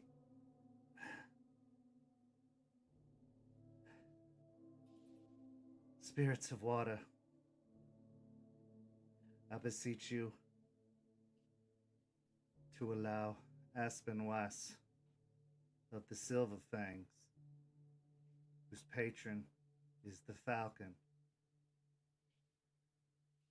to represent you, to be your avatar. For in water there is wisdom.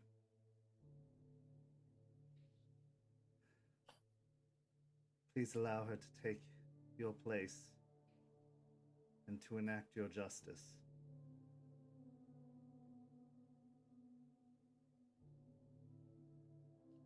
Aspen will walk up, wrenching her hands, like squeezing her hands together as to like not immediately go with instinct and go straight for her to like heal her. She walks up slowly and just looks at her.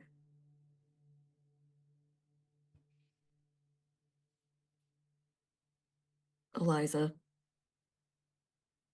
you understand everything that's happened because of your inactions are your fault. The reason that this storm is here is because of your inaction for so many years. The reason you lost your son is because of your inaction. The reason you lost all of those people before, all the ones you called friends, are because you wouldn't act. And this is your penance for not doing anything to help them, for not doing anything to let yourself be overtaken because of your grief. So many others have suffered.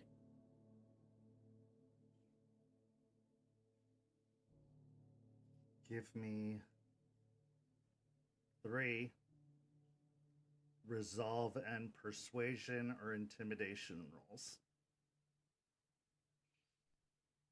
The resolve being you mustering up the courage to say these things. Can I use my favor? Yes.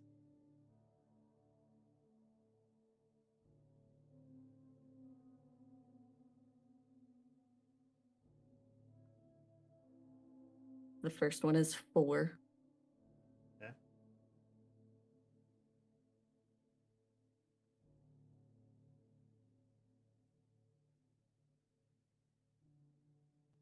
Five.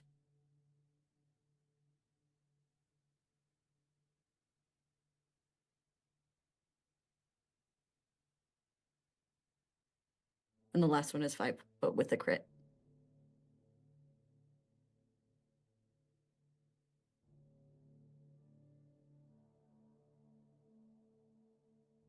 The rain that has been steadily falling, even in the Umbra,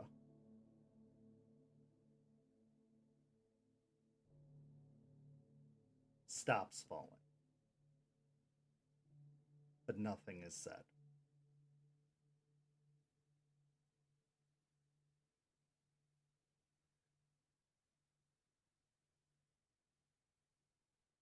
Eliza keeps eye contact with you.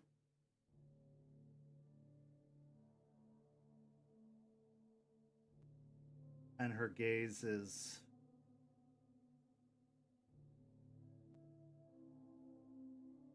steely, to say the least.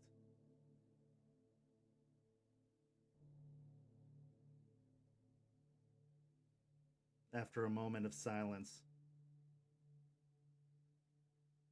she nods her head.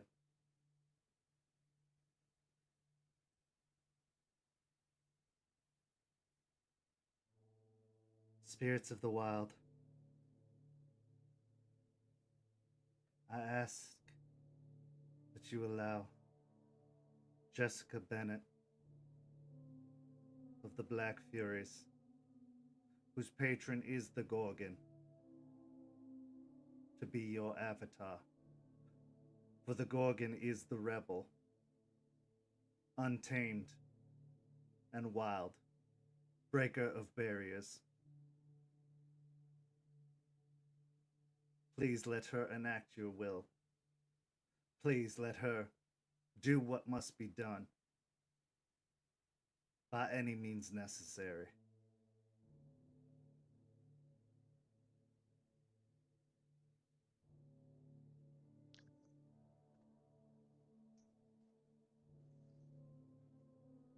What form is Eliza in at this moment? Hamid. Okay.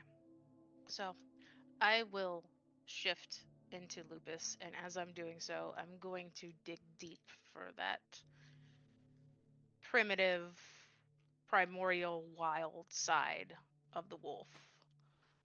And along with that, I'm going to kind of touch that burning rage that I have in the pit of my stomach.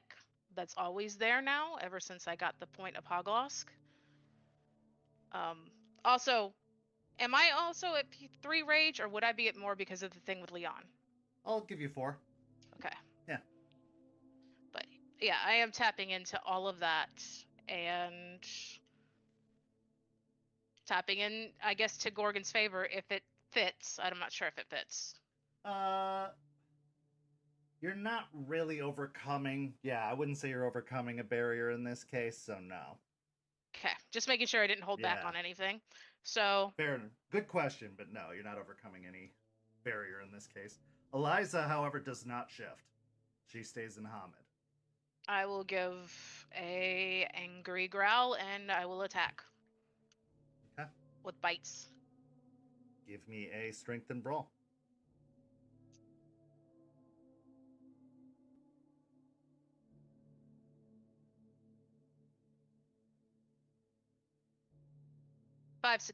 Six successes. Okay, so what is your course of attack? I'm going for a pounce and attempting to bite her. Okay. So as you pounce onto her, being the frail old woman she is not as spry in her Hamid form as she appears to be in her other forms.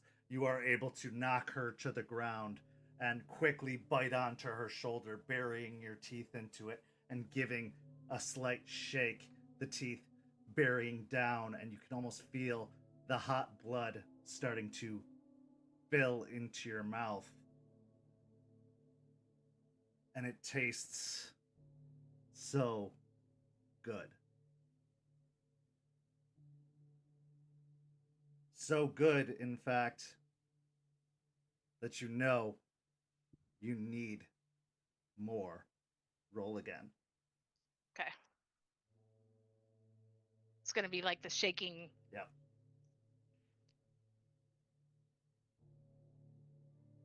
Four successes. Okay. As you start to shake, you can feel the flesh kind of trying to resist against you, but it starts to rip and tear and rend. And as much as Eliza wants to hold on, as much as she wants to resist, she starts to cry out and scream in pain as it starts to tear away and starts to rip from her body. But you still can't give up. One more.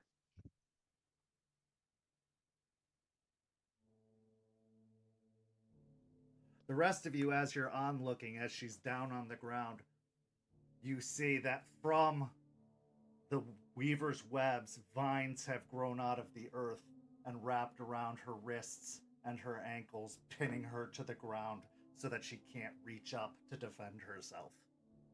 4 successes. Okay.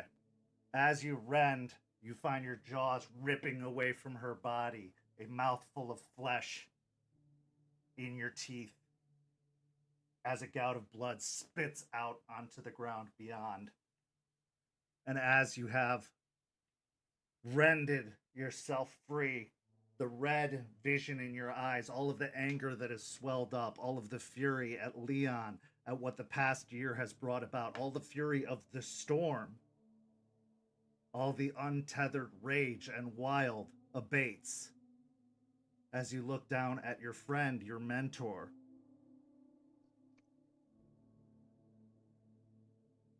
Such a pitiful, small, frail thing.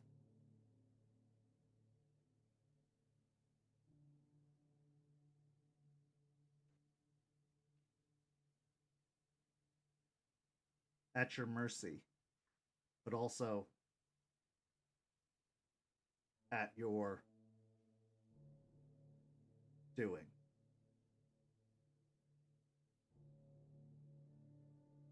At my what? At your doing. But you are back in your control and you feel a bit like you have sated the spirit. I will spit out the flesh without swallowing it. And probably take that temporary point of anguish, or that point of anguish that I harmed my touchstone, as I shift back into Hamid and step back.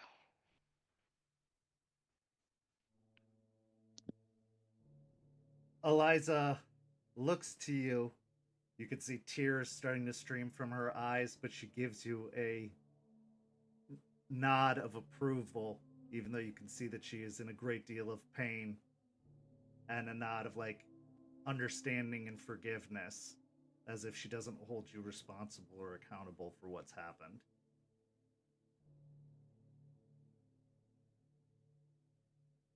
She sits up, reaching up to her shoulder, and as she does so, she utters some words, and a light glow comes from her hand, and the wound seals, stopping bleeding on her open wound on her shoulder.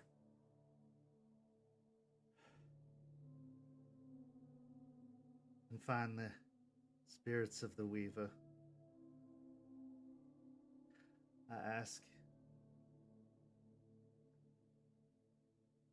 that you allow Lucas Shaw of the Shadow Lords to be your avatar. For while the Weaver creates and builds, it has housed many secrets.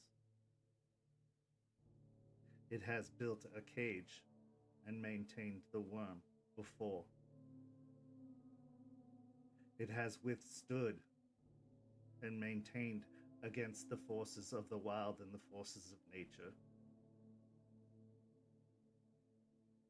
But it is necessary for the balance.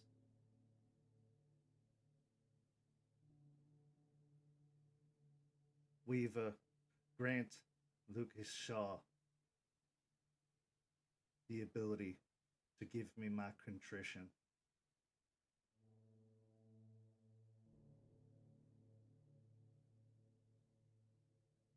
Lucas will pick up one end of the jumper cables, and he'll also pick up his clave, and he'll walk over to where Eliza is. She's still on the ground, correct? Yeah. Is there a puddle formed around Oh, her? Okay. He'll attach each end of the jumper cables to each end of his clave, and he'll lay it down gently in the water in front of her. Silver was the first of the Weaver's gifts that we Garou harnessed. And electricity was the greatest gift that the humans harnessed. Coincidentally, silver is one of the most conductive metals ever. And he'll set it into the water, and he'll take a few steps back to where the battery is, and he'll pick up both ends, and he'll kneel down, and he'll look at her for a moment and then press them down onto the two leads. Okay. Give me composure and resolve. As you make connection with the battery, Eliza stiffens as the electrical charges hit the water and sparks begin to fly. Her body going rigid and stiffening against the ground. Her screams are almost immediate as the volts course through her body. What did you get on the first? 4 successes. 4 successes. You hold down the charges, but only for a couple of seconds before you pull them off.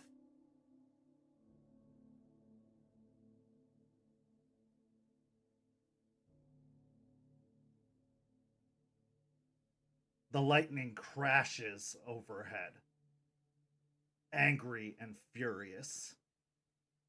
In fact, nearby on one of the structures made of the weaver's webs, lightning crashes into the corner of one of the structures, shattering the webbing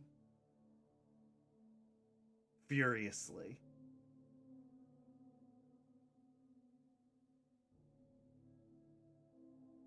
He'll watch her for a moment. And then he'll do it again. Another composure and resolve.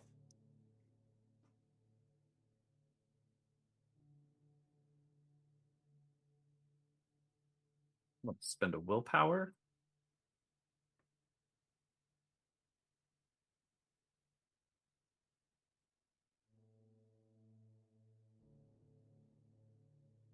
Three successes.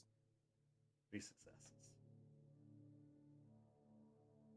Try as you might, attaching the cables once more, seeing her reaction, seeing the pain she must be going through.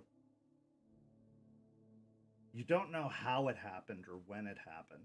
It's hard to say, as you've been alone for so long, as you've lost so much respect for so many others, and you've had to rely on yourself.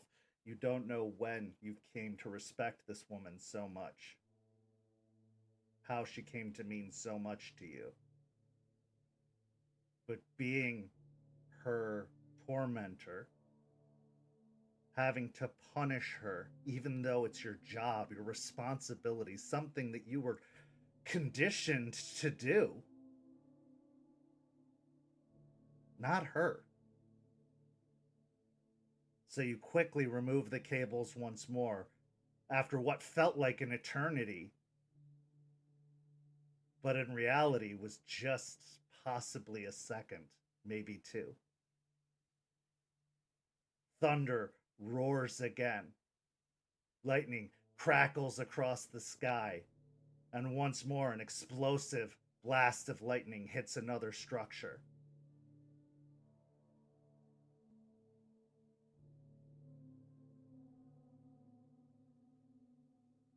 He'll stand up for a moment and kind of take a couple of paces left and right. And then he'll go back down to his knees and he'll look at Eliza.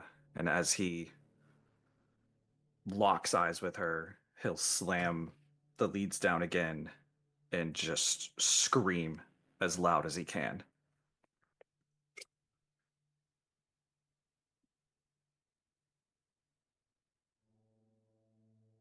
Let's spend another willpower.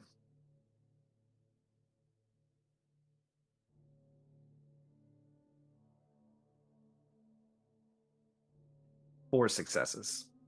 4 successes. In that moment, before you're able to slam down the leads,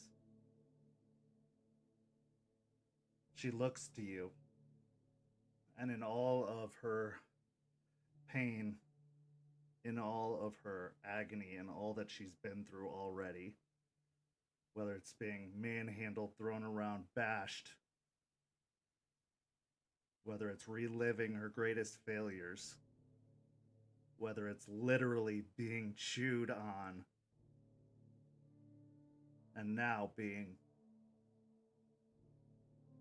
actually tortured. The look she gives you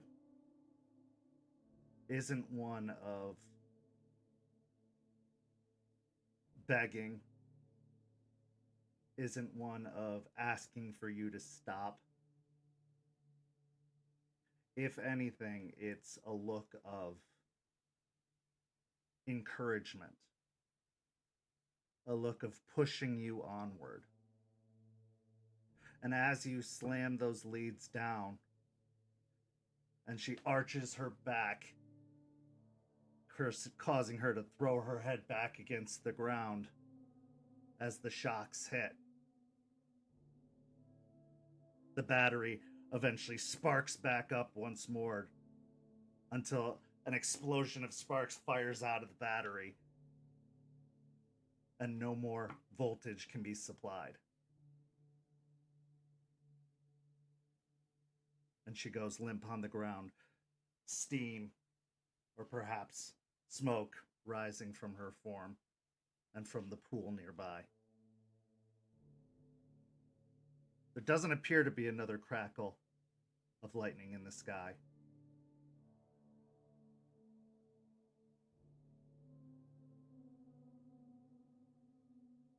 Silence falls. The rain has stopped.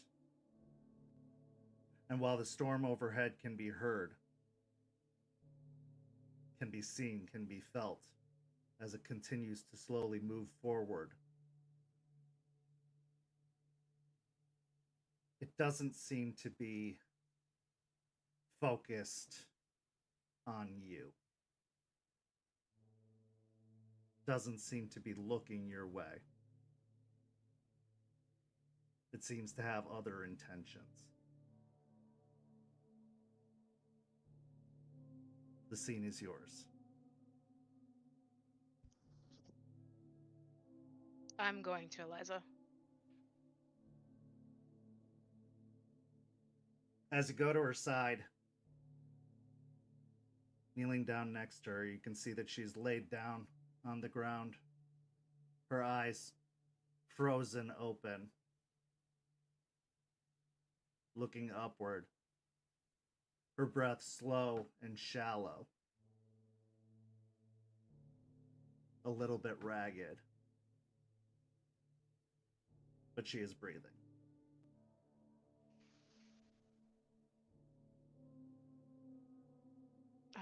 Look to Aspen and then back, like, not sure what to do. I'll run over to where Jester is, over Eliza. Look down at Eliza. Can I help you? Can we help you now?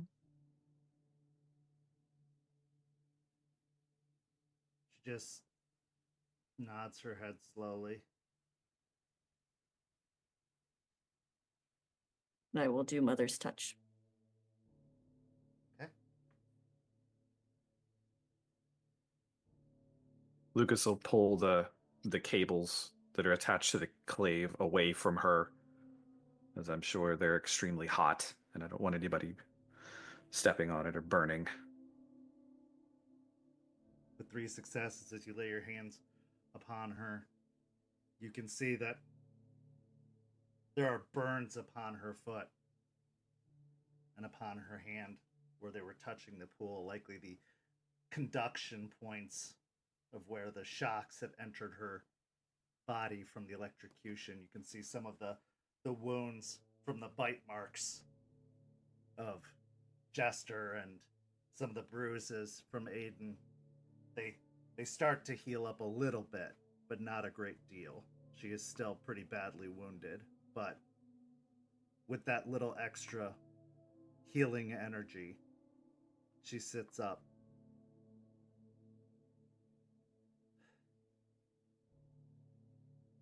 We should return. just hope it was enough.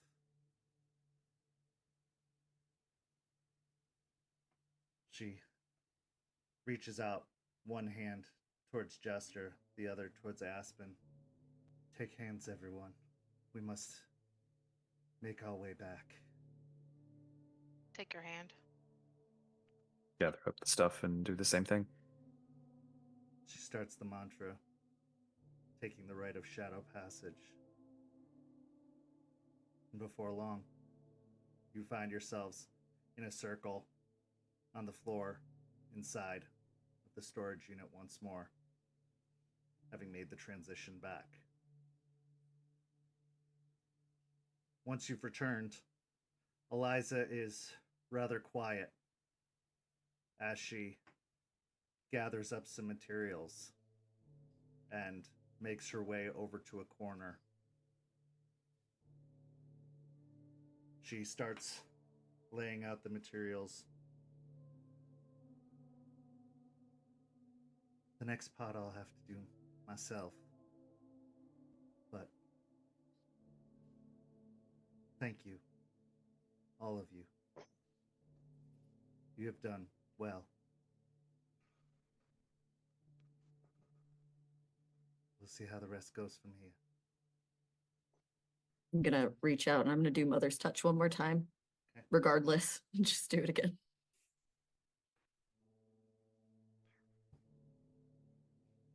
That was only 2.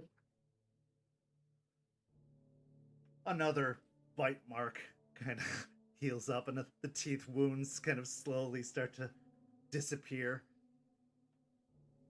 She lights some incense, goes by the door, opens it enough that some of the wind can come in, some of the rain can pool. And she sits down and begins to chant in a mantra. The scene remains yours.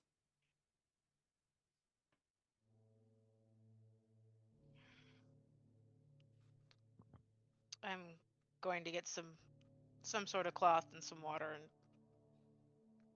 wash my mouth off and out.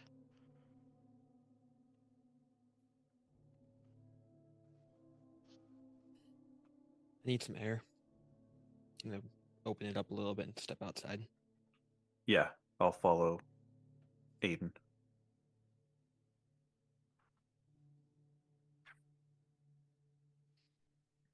Sit down next to Jester.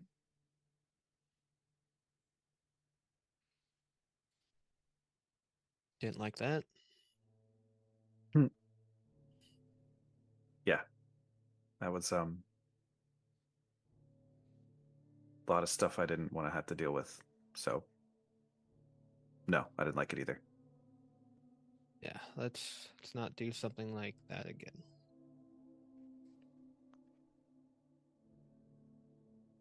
Further accentuates the point I made earlier by you saying that, right? You realize that?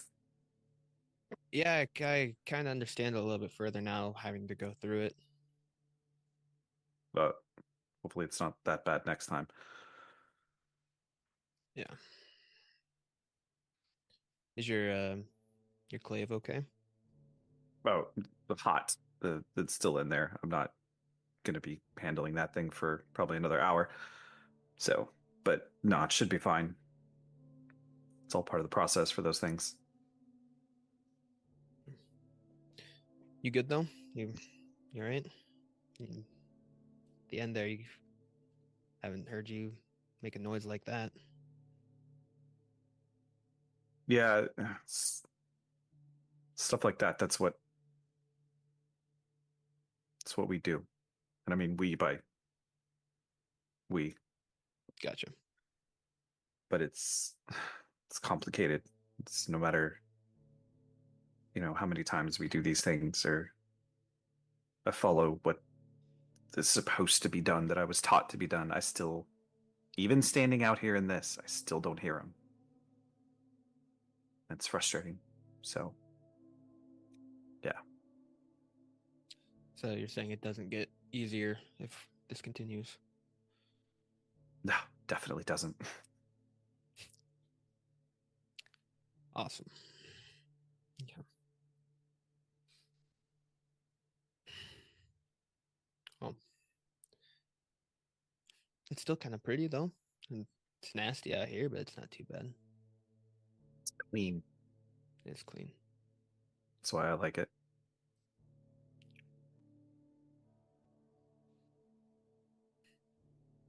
Maybe it'll wash away some of the bullshit in Tampa.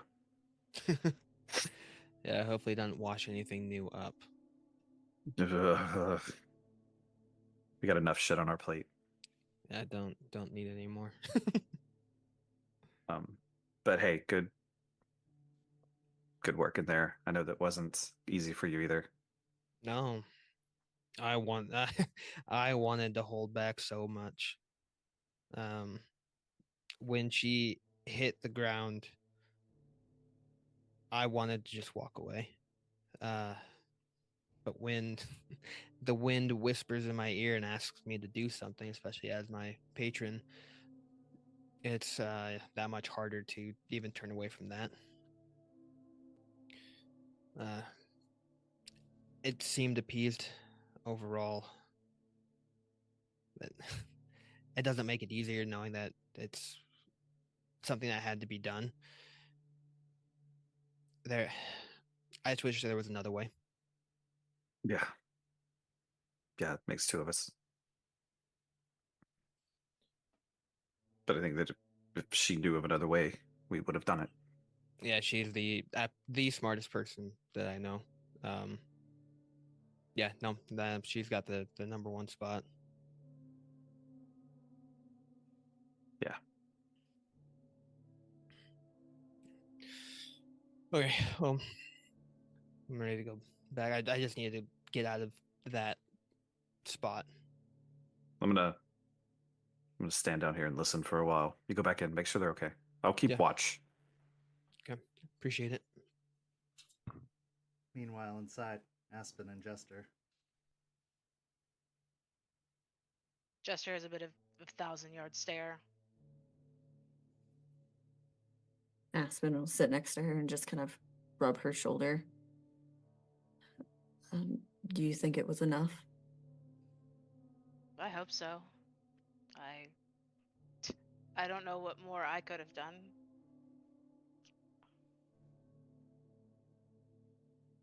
I lost myself for a bit. Yeah, well, it's what she wanted. She said not to hold back, and you doing that for her, no matter how bad it hurt you, that's really brave. Yeah. Brave. Aspen, how are we supposed to win this? I don't mean Tampa, but the war for Gaia if we keep hurting our own.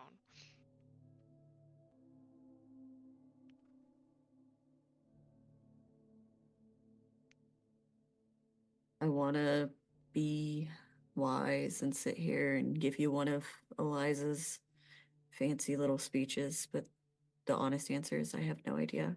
We just keep fighting. And it's bullshit, but it's what we do.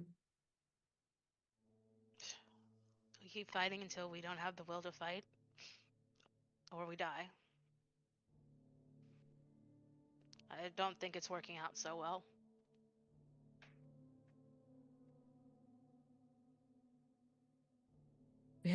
We have moments. We have a life to live still. And Except when it gets taken away from you bit by bit.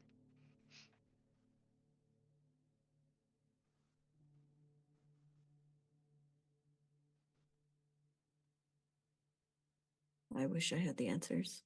I really do. I For know. all of us. I lay my head on her shoulder. I know, you don't. I don't think any of us do. I guess we just have to keep going on. Yeah. We have each other, though. We do. Better than what we had before.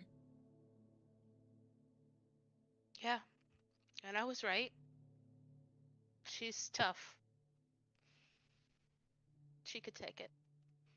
And I mean, maybe this is hopeful thinking, but if it worked out well enough, I don't think we'll have to do that part ever again. I sincerely hope so. We'll be okay, Jester. Yeah. I'm sure we will.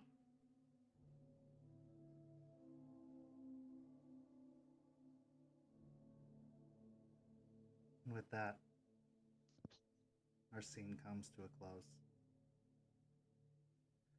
We transition to a development property across town, where a luxury sedan pulls into a parking lot in a strip mall. It looks like it's been newly built. No businesses have moved in yet. There are no logos to be had. All of the signage doesn't have any logos. Nothing's taken up residence. As the sedan parks, Charles climbs out of the driver's seat. He moves to the trunk, opening it up. Pulling out the body, he slings it over his shoulder, and it wriggles a little bit as he walks towards one of the businesses, fishing some keys out of his pocket. He unlocks the door and walks inside. We pan away from the building to see a sign by a road that says, "Now leasing. Contact Tampa Property Management."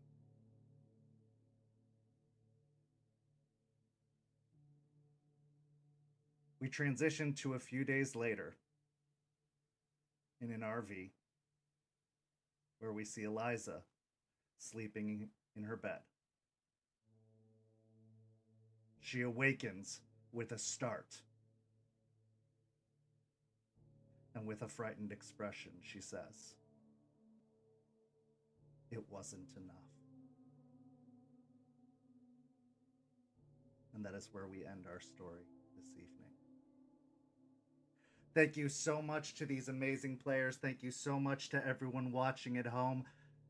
Keep up with Rage Across Tampa. We are back, baby, and we will be back next week. Same bat time, same bat channel, 10 p.m. Eastern on Twitch. And keep up with our other programming. We've got What the Hell Is That? And Bloody Strings on YouTube, where you can watch it live at 8 p.m. Eastern on Friday and Sunday, respectively, over on YouTube, where it airs live now. So keep up with those programs as well. Thank you so much for watching. We've missed you so terribly. Go follow St. Pete by Night on all of the social media listed below. And go check us out on our new website, stpetbynight.com, .net, or .org. They all go to the same place. There are some new features there. And if you're interested in the world of darkness, come join us. We have play-by-post, and we have one-shots being listed all the time. There are all these opportunities to get in on the fun, so come become a part of our community. But thank you so much for joining us, and we'll see you next time. Have a lovely evening, everyone. Good night.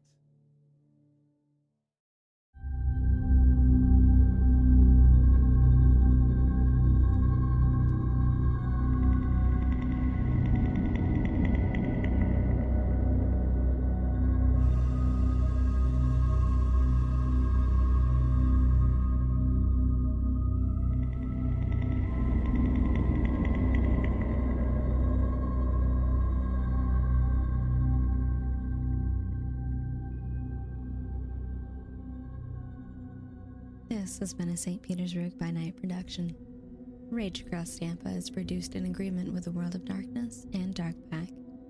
The storyteller for Rage Across Tampa is Kent. Tonight's characters were voiced by Preston, Champ, Noree, and Weiss. Visit our website at stpetbynight.com for more information about all of our productions and how you can become part of our community. Thank you for listening. Until next time, thanks stakes, and claws out.